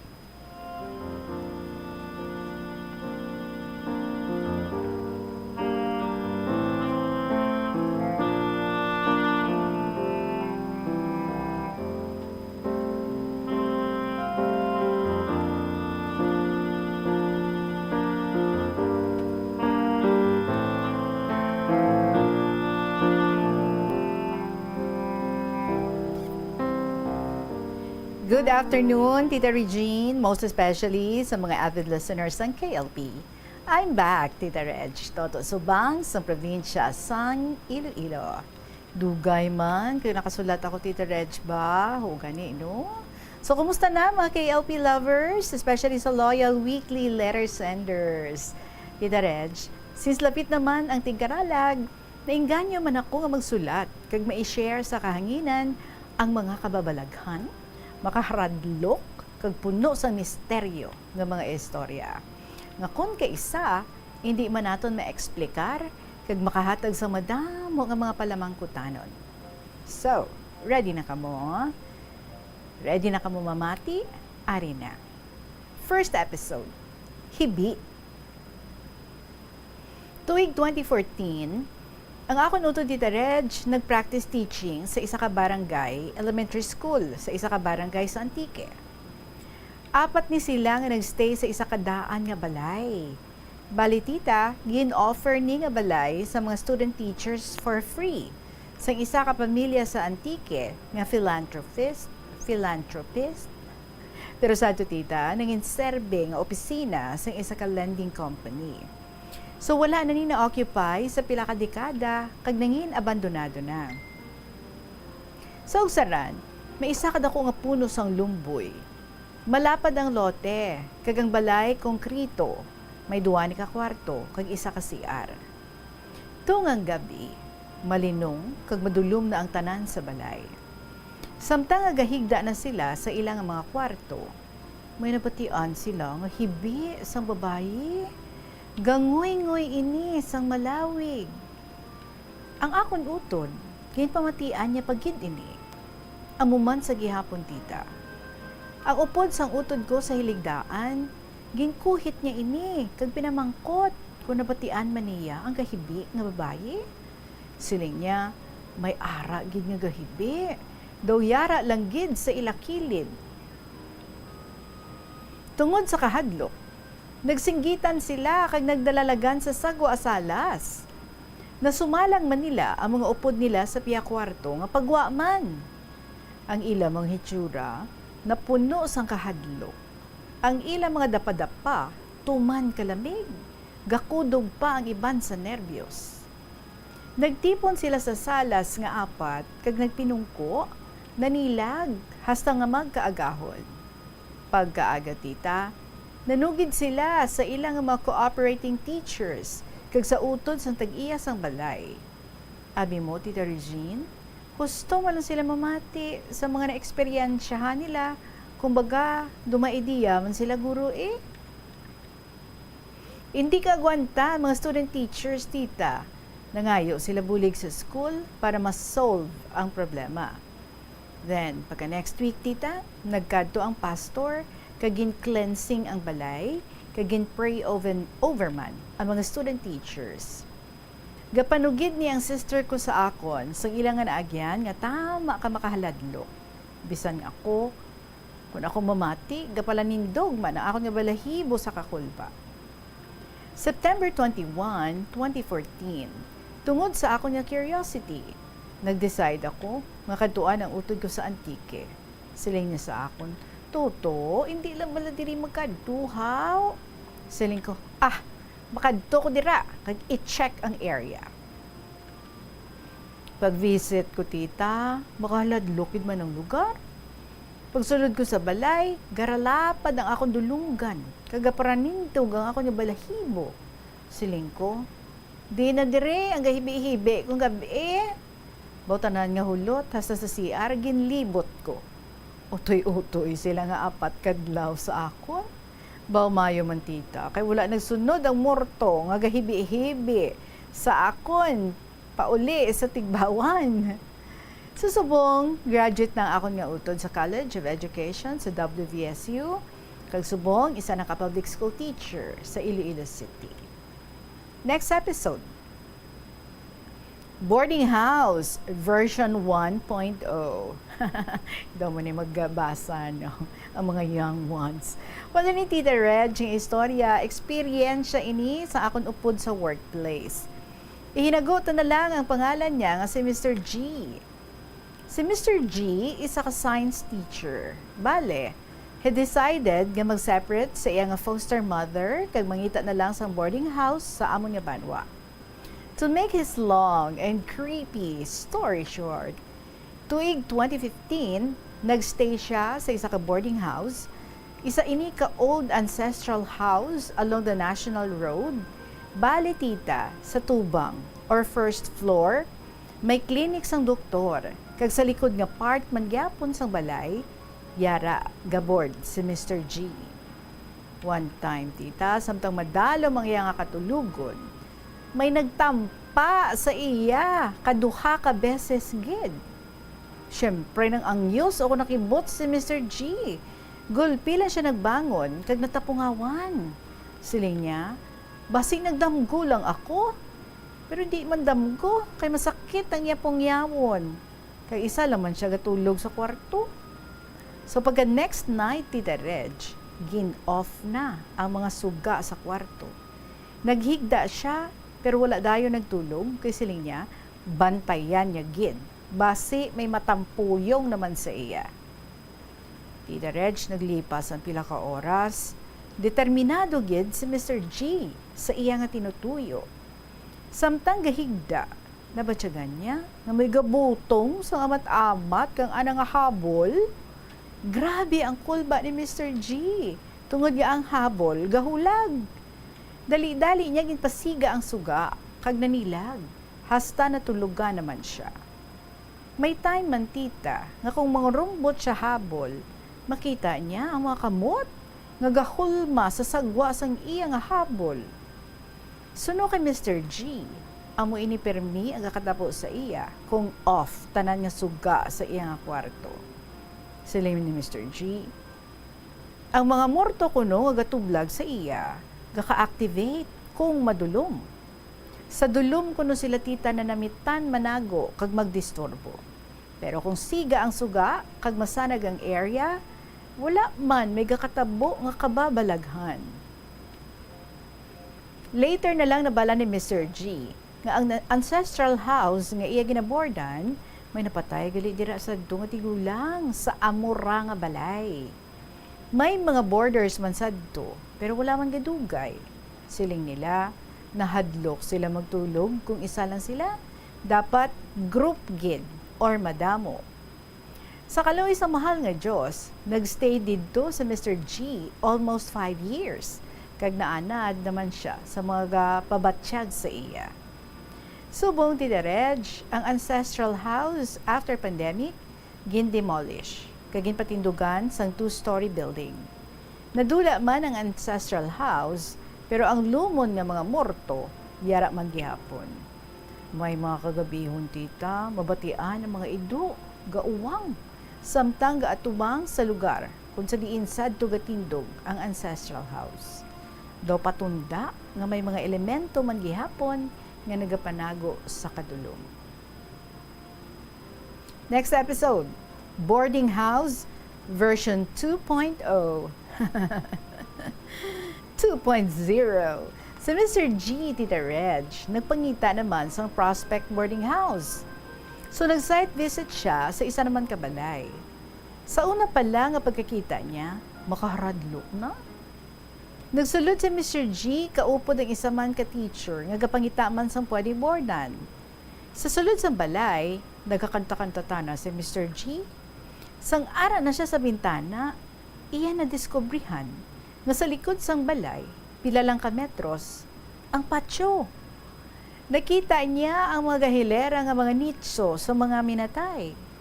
Ginbalikid ni Mr. G ang mga caretakers ng balay kag namangkot. May mga morto na dire. Nakita gid niya ang nawong sa duha ka caretakers na nakulbaan kag hindi makasabat diretso. Ang balay tita, madulom kag surudlon. Napalibutan sa mga puno kag makahalagno. Waay siya dayon or waay siya na dayon board sa amusadto nga boarding house kay tungod may experiences na nga daan sa Mr. G sa mga kababalaghan. Pinakasaling siya sa iya kaugalingon nga ka-negative gid sang vibes sa amo nga balay. Matsyagya kuno kung gabi kag kung makahigda siya sa amusadto nga balay, for sure kadamo gid sa mga upod niya nga hindi makita. In short, mga morto. Naibaluan ni Mr. G nga ang mga tigiya sang balay wala na gaestar kag madugay na nga ginabandonar na nila ini. Subong si Mr. G malipayo na nga gastay sa isa ka matawhay nga boarding house. Malayo sa disturbo sa mga morto kag iban pa nga mga makaradlok nga mga elemento. This year, nakabakal siya sang lupa nga 200 square meters para patindugan sang iya nga balay sa ulihi. Kay gabay pa, wala na sa mga morto nga magatublag sa iya. Subong Tita Regine, si Mr. G isa sa makilala nga vloggers sang banwa namon. Tuod. Ga-enjoy na lang siya sa vlogging para makakadlaw kag makalingaw-lingaw. Kag tag sa manugpadulong naman ang tigkalalag. Ginaistorya naman ni Mr. G ang mga hitabo sa iya kabuhi nga puno sang kababalaghan. So diri ko na lang pagatapuson ang malawig ko nga sulat.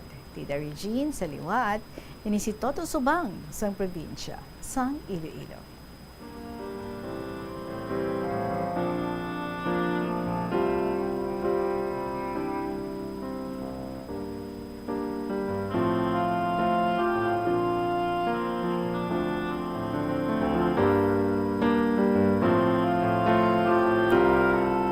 Diri sa syudad sa Iloilo, dodamo ta nakita ka na pala, mga boarding houses, isang katamwa mo lang, patio na ang ilang neighborhood, di ba? Pero okay man lang sa ila, no? Well, siguro because hindi man nila mabatyagan ang kahagnop or ang pagkahadlok, balang ko sa ibang gani, ang mga banwa, no? Kung may mga fiesta ba, ang iba dito na yan sa sulod sang patio, dito na sila celebrate, dito na sila tipon-tipon, dito na sila enjoy. So meaning, hindi sila takot sa mga tao doon. But anyway, tingko ng lugar, no? Makahalagnop, gid, o ka eerie, o ka creepy, kag mabatsugan mo gid, no? Nga do ka negative gid, super negative gid sang vibes. I'm sure, no? Sino mo na abi ang padayon pa nga di na mag-estar kung hindi naman namin, no? Ang mga ginabatsyay. But anyway, as I always say, the best thing to do is to offer prayers. Ang iban ginatawag ang mga lost souls, ang iban ang mga disturbed ng mga souls. So each one of us, para sa ating mga beloved, dearly beloved departed, we have to offer prayers. More than the candles, more than the flowers, nga aton nga iga-offer sa ila. Ang pinaka-importante sa tanan, makapamisa kita sa ila, makapapangamuyo or makapangamuyo gid kita para sa ila. Alright? So thank you so much, kid, ha? Toto Subang, sa pag-share mo diri sa amon, pagsabat man sa aton nga imbitasyon nga mag-share sa mga pang-Halloween nga mga stories. Keep on sharing. I hope you'll find time. Salamat, Gid. It is now 34 minutes after 2 o'clock. Up next, storya naman, pang-Halloween man, ni NB sa probinsya sa Iloilo. Sa pagbalik sa kahapon lamang program, kaupos sa gihapon, si Tita Regine. Ang Iloilo River Esplanade ang lugar nga para sa inyo. Ini ang favorite spot sang mga Ilonggos sa pag-ehersisyo kag paglantaw sang sunset. Madamo man sa mga local cafes kag restaurants nga malapit sa Iloilo River Esplanade nga makasatisfy gid sang imo nga kagutom. Ang Iloilo River Esplanade ang nakadaog na sa madamo nga mga awards, lakip na diri ang 2017 Gantimpala Excellence Award. Nabaton man sini ang haligi ng Dangal Award para sa Landscape Architecture category sang 2018 National Commission for Culture and the Arts o kun NCCA haligi ng Dangal Award. Nakasimba ka na bala sa Miagao Church? Ini ang kilalaman sa tawag nga Church of St. Thomas of Villanova. Ang construction sa nasabit nga simbahan ang nakumpleto sa tuig 1797. Sa subong, ang Miagao Church ang isa sa mga tourist spots sa Iloilo. Popular ang Miagao Church sa detalyado kag artistic sculptures sini nga nagapakita sang Spanish, Muslim kag Chinese traditions. Ang Miagao Church ang gindeklara bilang UNESCO World Heritage Site sang Desyembre 11, 1993. Kabombo! Subong nga naghalog na ang restrictions, madamo na nga mga physical activities ang ginabalik, ilabi na mga sports events. Apang maghalong lang ha, bangod kun ka isa, hindi malikawan nga may injury gid nga maangkon. Suno kay Michael Vincent Kayanan, physical therapist, ang ice ang mahimo nga ma-apply sa bahin sang lawas nga masakit sa sulod sang duha ka adlaw. Ang masakit nga bahin sang lawas kaangay sang tiil o kun kamot, ang ihulom sa ice o kun direkta nga butangan sang ice. Pagkatapos sang duha ka adlaw, ang injury ang mahimo na nga mabutangan sang mainit naman nga tubig. Help is available. Pinaagi sa pag-istorya, paghatag sang suporta, kag direkta nga bulig sa nagakinahanglan, mahimo mo gid nga mapunggan ang suicide kag makasalbar sang kabuhi. Santo sa World Health Organization, ang suicide ang fourth leading cause of death sa mga kabataan nagaedad 15 to 19 anyos. Kung ikaw o kung may kilala nga nagasuprer sa depresyon, mahimo nga mag-contact sa National Center for Mental Health Crisis Hotline sa numero 0966 0917-351-4512. Ang pinakauna nga nahuman nga sementado nga karsada sa Pilipinas amo ang ginbansagan Montinola Highway nga nagalaba halin sa Forbes Bridge padulong sa Haro Plaza. Nahuman ini sadtong 1910 sa idalom sang administrasyon ni anay Iloilo Governor Ruperto Montinola. Ang semento nga gingamit sa pagpahuman sang karsada ang imported pa halin sa Japan. Ang taytay nga human lang anay sadto sa kahoy kag kawayan ang ginilisan man sang konkreto nga istruktura kag ginpangalanan nga Forbes Bridge bilang pagpasidungog sa American Governor General nga si W. Cameron Forbes. Naga-subscribe bala ikaw sa mga serbisyo nga wala mo man ginagamit. Halimbawa, ang balayran mo na wala para nga makalantaw ikaw sang movies, pero sa tuod lang, wala naman ikaw tiyempo nga maglantaw sini. Hapos lang libatan ang bulanan nga mga subscription sa streaming services kag mobile apps kag wala ka lang nakadipara ma-charge na ini sa imo nga bank account bisan nga wala mo man regular nga ginagamit. I-review gid ang imo nga ginagastuhan sa mga charges kaangay sini kag ikonsiderar man ang pagkanselar sa mga hindi kinahanglanon nga mga subscriptions agod nga mas magamit mo ang imo kwarta sa mas kinahanglanon nga mga butang. Ini nga pahanumdom ang ginadulong sa imo sang the number 1 and most trusted radio network in the country, Bombo Radio Philippines. Basta Radio Bombo!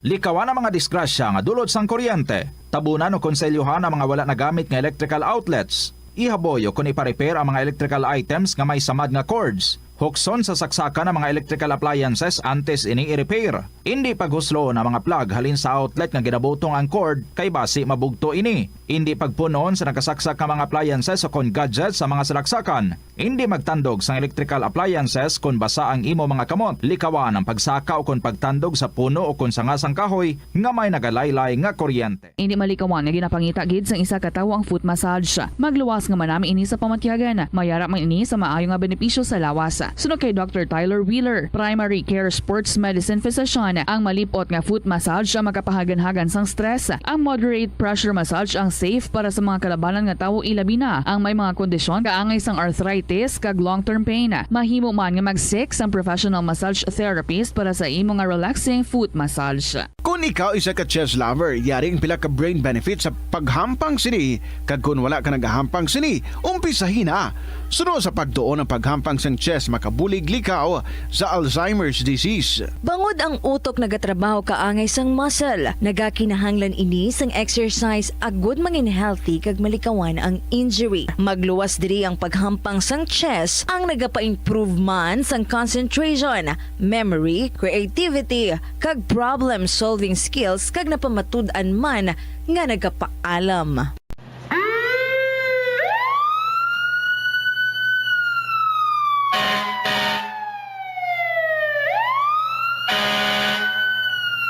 Yari ang mga tips agud nga malikawan ang sunog sa balay. Ini pagpabayaan ang kusina samtang nagaluto. Kung kinahanglan nga magbiya sa kusina, siguruhon nga may mabantay sang pagkaon nga imo ginaluto bangod sinigundos lang ang pag-ibwal sang kalayo. Taguon ang anuman nga flammable products sa husto nga lugar. Ang household cleaners kag items kaangay sang hairspray o kung shaving cream ang delikado kung i-expose sila sa source of heat. Ibutang ang mga ini sa cool area. I-maintain ang mga wires antes magsaksak sa sakit. Chikyaron nga walay ni sang kinagtan sa ang ido o kung iban nga sapat ilabi na kung ikaw ang may hinuptanan. Kung may damaged wire, isla nini sa gilayon. Siguruhon man nga may yara sang fire extinguisher o kung fire blanket sa balay. Dapat man nga nakaibalo ang tanan nga family member magamit sang fire extinguisher agud mapalong. Ay kita sa ating next story from pang Halloween. From NB, Dearest Tita Regine.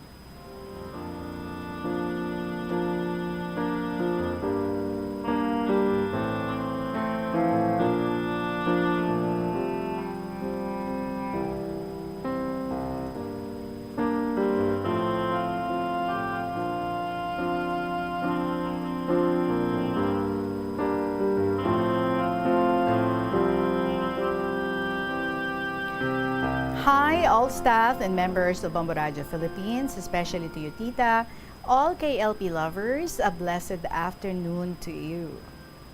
Tita Regine, I remember during our elementary grades, My sister and I were requested by our father nga magbantay sang sabod sa uma kung waay klase.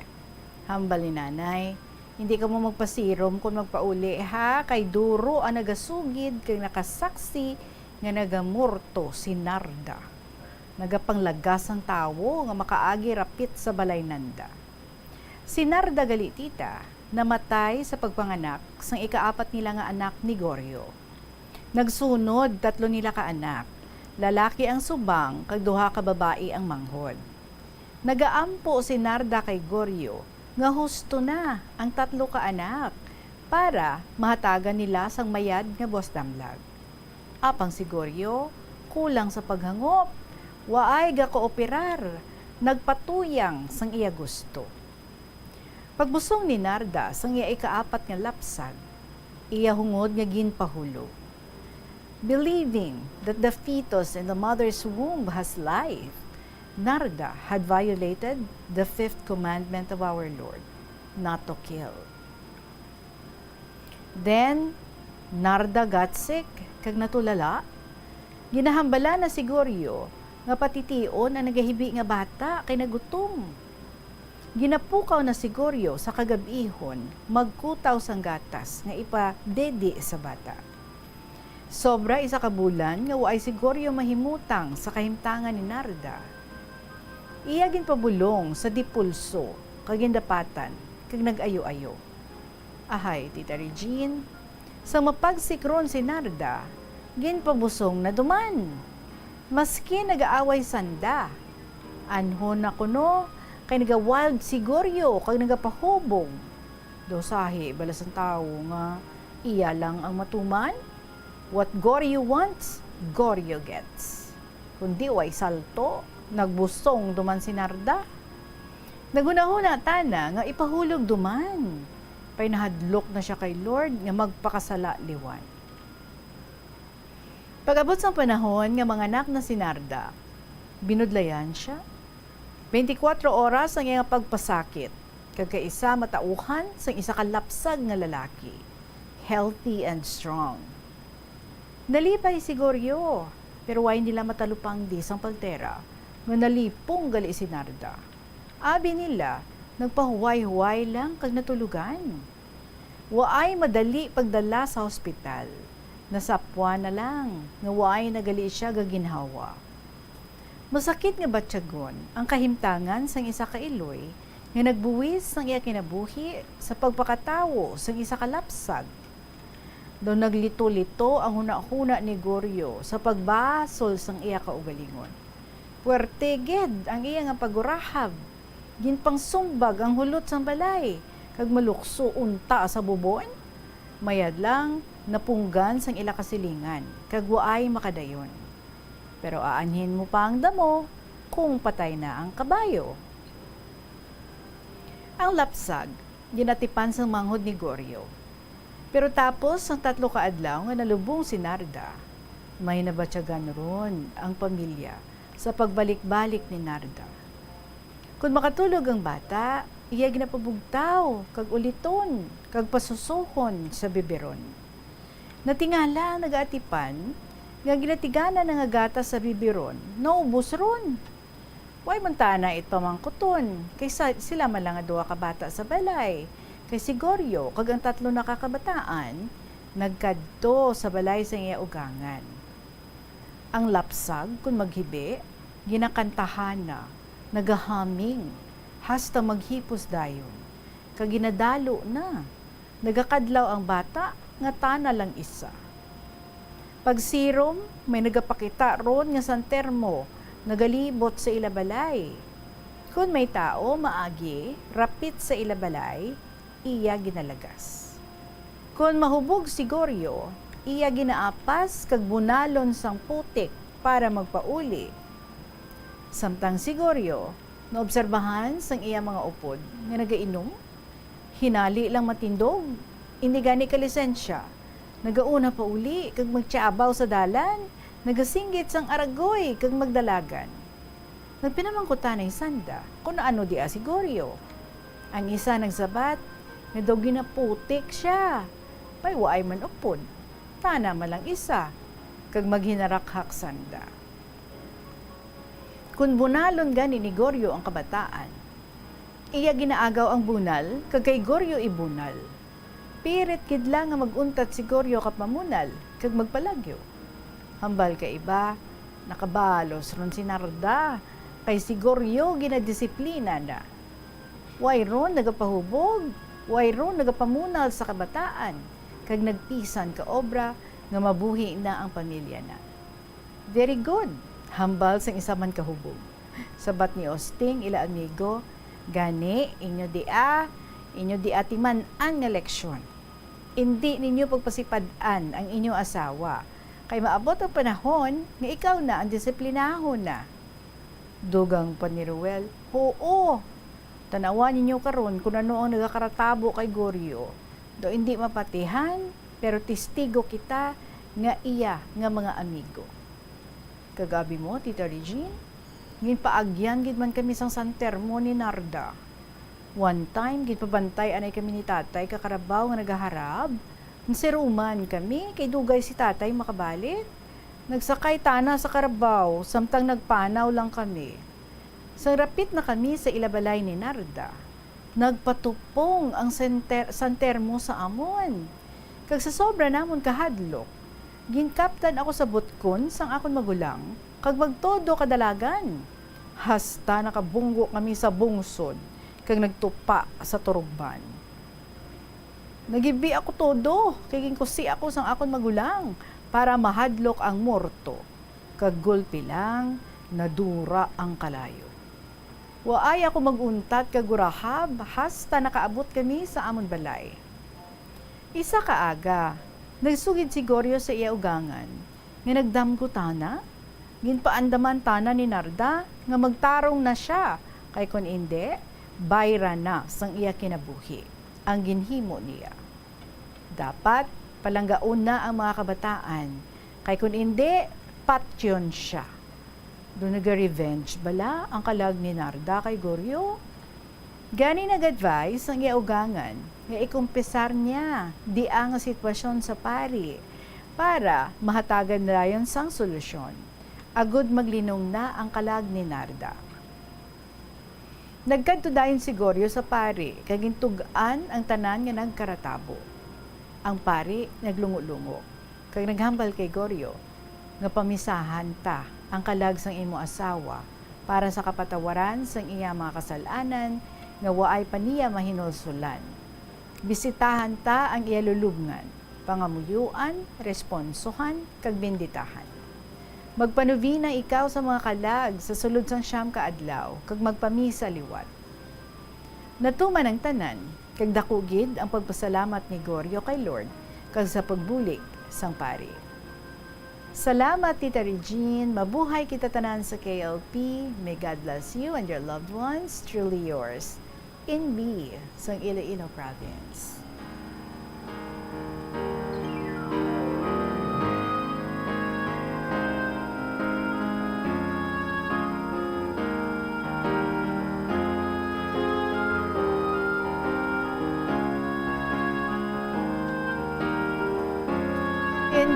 Salamat sa imo man nga Halloween story. Kabay pa naglinong nagidman ang kalag ni Narda kag si Goryo.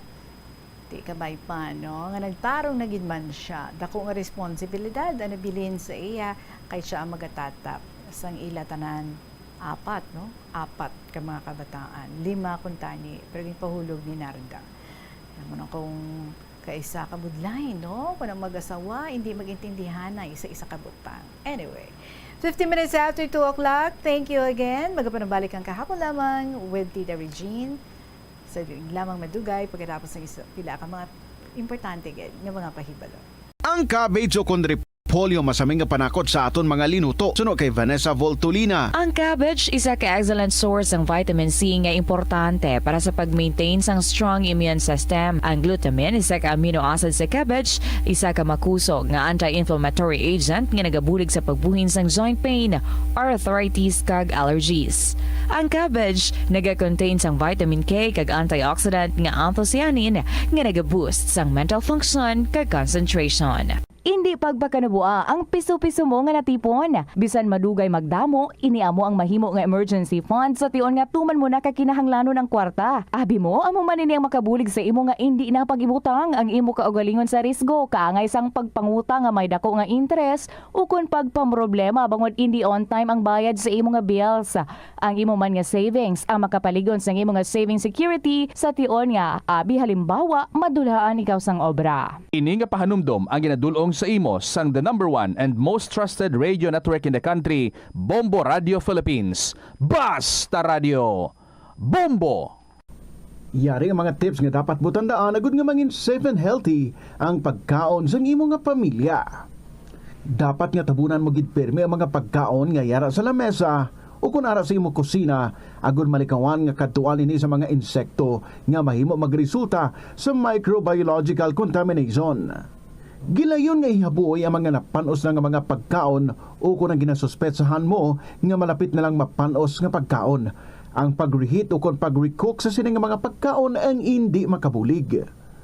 Gina-advise man ang paggamit gid ng serving spoons agud nga malikawan ang cross-contamination sa mga tawo nga nag-share sa mga pagkaon. Pagi sa paggamit ng serving spoon, ang sino man nga miyembro sang pamilya nga nakakuha sang porsyon sang pagkaon ang makalikaw nga makakontaminate sang pagkaon ilabi na kung mayara sang miyembro nga nagamasakit. Ini nga pahanumdom ang ginadulong sa imo sang the #1 and most trusted radio network in the country, Bombo Radio Philippines. Basta Radio Bombo! Ang kasubo kag depresyon ang hindi pareho nga balatyagon. Ang depresyon ang hindi gulpiyada lang nga nagakatabo sa isa ka tawo. Masami man nga ginakabig sa mga tawo nga depressed ini bangod sa kasubo nga nagakabatyagan. Ang kasubo temporaryo lang nga nagakabatyagan sang tawo kag masami na Diri sa kahapon naman program, Black Widow sa Pavia ang isa mo pagid ka pang Halloween nga sorry, buwas ko na lang siya. Basahon ha, but since may ipakita nga oras, so balikan ko lang ang inisulat diri sa aton ni Aguila sang Sri Lanka. So dito na kita sa part nga ginapabawi sa iya, no? Ang isa pagid or duha pagid ka mga kaso nga iya ginpasaka sa suspect nga nag-sexually harass sa iya. Kay tito gina-involved na ang lokosado or amo ni ang do high priest nila dito sa temple kag according sa hindi man siya luyag nga tiba apektuhan ang mga tao dito sa temple. So nagkadto siya sa police station, sa Watigama Police Station. So diri naton ini nga sugpunan ang iya nga gina-share nga istorya diri sa aton. So Tita Regine, nag-doorbell ako, nagpanik sila sa sulod. So medyo natagalan pa bago ako buksan. Sa isip ko, bakit kaya nagpanik sa loob? Ano kayang meron doon? Habang busy sila, ako naman pinagmamasdan ko ang kalawakan. Sabi ko, okay, dali lang gid ha, kay nagbalik sa babaw ang akong supposedly nga ginabasa diri sa inyo, sulat ini ni Aguila sa Sri Lanka. Finishing na gid man kita about 9th day of reading or 10th day na gani, no? 10th day of reading sa iya nga istorya about sa sexual harassment kinatabo sa iya dito sa Sri Lanka nga siya lang isa kagaya lang nga bana kay duwa niya ka mga kabataan ang nagapangatubang sini plus ang iyaman nga mga experiences bilang international correspondent sa Bombo Radio Philippines dito sa may Sri Lanka.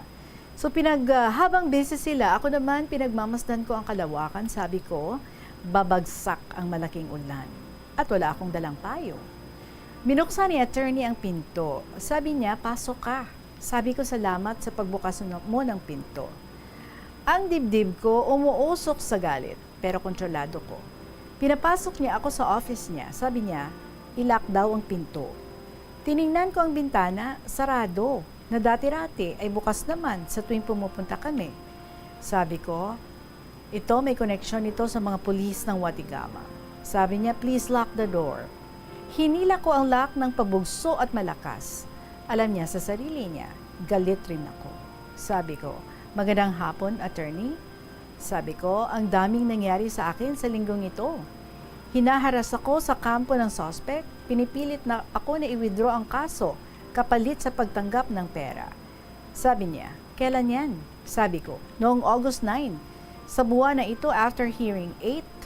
Sabi ko, dala ko nga ngayon ang actual video sa aming conversation.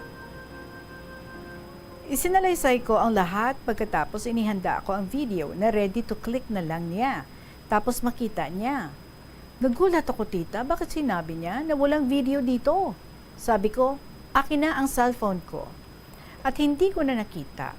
Ewan ko kung paano nabura agad. Siya lang naman ang humawak at dalawa lang kami. Binuksan ko ang messenger. Sabi niya, pinasa mo ito? Hindi na ako sumasagot sa tanong niya. Sa isip-isip ko lang, bakit? Sa tingin mo may tiwala ako sa'yo?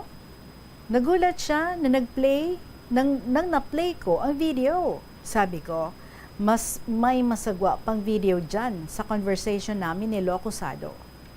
Hindi niya alam na may video akong nakatago habang kausap ko siya. Bakit ko raw binura? Sabi ko, ayaw kong madamay ang temple. Ayaw mong madamay ang temple, pero walang loyalty sa iyo ang Locosado. Sabi ko, hindi problema yan. Gagawin ang tamang desisyon at kung ano ang tama. Kung walang problema na harassment, walang kaganapan na ganitong sitwasyon. Pinipilit ako i-withdraw dahil alam nila na wala silang laban sa kasong ito. Nagsasabi ka ba ng totoo? Sabi ko, sa tingin mo, kung walang video, may patutunayan ako? Anong tawag mo sa video na ito? At bakit hindi dumating ang translator noong linggo? Anong ginawa mo sa bayad ko sa iyo, attorney? Malayo pa ang schedule ng hearing. Ilang buwan pa ang hearing, nag-advance transaction ako para sigurado pagdating ng hearing, ayos ang lahat. Pero anong nangyari? Unang problema, walang judge. Pangalawa, walang English translator. Ano ang susunod na rason para ma-delay ulit ang hearing? Sabi niya, nahihirapan din silang mga abogado dahil sa sistema ng kanilang bansa. Sabi ko, sistema na bulok na nagpapahirap sa mga simpleng mamamayan. Sabi ko, anong ginawa mo sa binayad ko na pera sa'yo? Sa abogado at translator, nakatingin siya sa mga mata ko. Tinitingnan ko siya ng masakit mata sa mata. Sabi ko, kung alam ko lang na ganito ang mangyayari, binili ko na lang sana ng bigas at pinamahagi sa mga taong kapuspalad. Mataas ang boses ko sa loob ng kanyang opisina. Dinuduro ko ang kanyang table sa galit ko. Pinaulit niya ang pagkakasabi ko. Anong sabi mo? Inulit ko, tita, ng mabagal na mabagal. Slow motion ang pagkakasabi ko. Sabi ko, kung alam ko lang na ganito ang mangyari, hindi na sana ako nag-aksaya ng oras, panahon at pera. Binili ko na lang sana ng bigas at minigay sa mga mahihirap. Namula ang mukha niya, tita. Sabi ko, ganito na ba kagarapal ang bansa niyo? Paano naman ang mga tao na naroon sa court at may parehas na dinadala na problema? Tapos sasabihin, walang translator, walang judge. Di ba mas nakakaawa? Sa bansang Sri Lanka, napakahirap kumita ng pera dito dahil sa economic crisis. Tapos ito lang ang mangyayari sa pera na binabayaran namin? Anong klaseng bansa ito? Sumabat siya bigla dahil sa corruption. Sabi ko, tama ka. Kaya lubog ang bansa natin sa ganitong sistema at ang taong bayan ang naghihirap. Sabi ko, paano ang motion? Sabi niya, hindi ako ulit magbibigay ng motion. Tama ka, dahil hindi na ako magbibitaw ng pera muli upang sayangin sa walang kwentang transaction. Sabi ko, kahit 100 abogado ang harapin ko sa aking pagbabalik, sasagutin ko ng isa-isa ang lahat ng katanungan. Dahil walang takot ang natitira sa aking dibdib ngayon. Ang taong may malinis na puso at kamay ay walang dapat katatakutan kahit saan ilaban. Tiasta na lang kita naman anay diri ha. May gamay pang nabilin but I'm sure mapangitaan paagi. Kag masugpunan tagit. Ining sulat diri sa aton ni Aguila sa Sri Lanka. Well, we have no more time left mga kabombo. Tomorrow, it's Todos los Santos, November 1 because Fiesta Minatay is November 2. That's a Saturday. That's also the time na mag-interview kita sa aton nga winner nga si Mar sa probinsya ng Iloilo. Mar, paki-open sa imo dira inbox kay magin email ako sa imo mga instructions on how we're going to do the interview kag anong imong dapat nga dalon diri sa imong pagkadto. Like ang ipa-xerox mo nga ID kag kung ano oras ka dapat ari diri sa studio sa Bombo Radio. So see you on Saturday. Mga kabombo, pwede pa makahingagal sa inyong mga pang-Halloween ng mga stories, palihog na lang i-email sa bombo_iloilo@bomboradio.info or kung gisulat sa gihapon, ipadala nyo lang sa kahapon lamang program DYFM, Bombo Radio Iloilo, Sky City Tower, Mapa Street, Iloilo City. Magasunod na ang mga paborito ninyo ng mga dramas, ito yung Ermitanya, magasunod, after that Provincial Jail, and ang Dear Diary. Balikay kita tomorrow. So see you, boss. Sa gihapon, ninyo alagad si Tita Regine para sa kahapon lamang program. Salamat, kid. Good afternoon and God bless.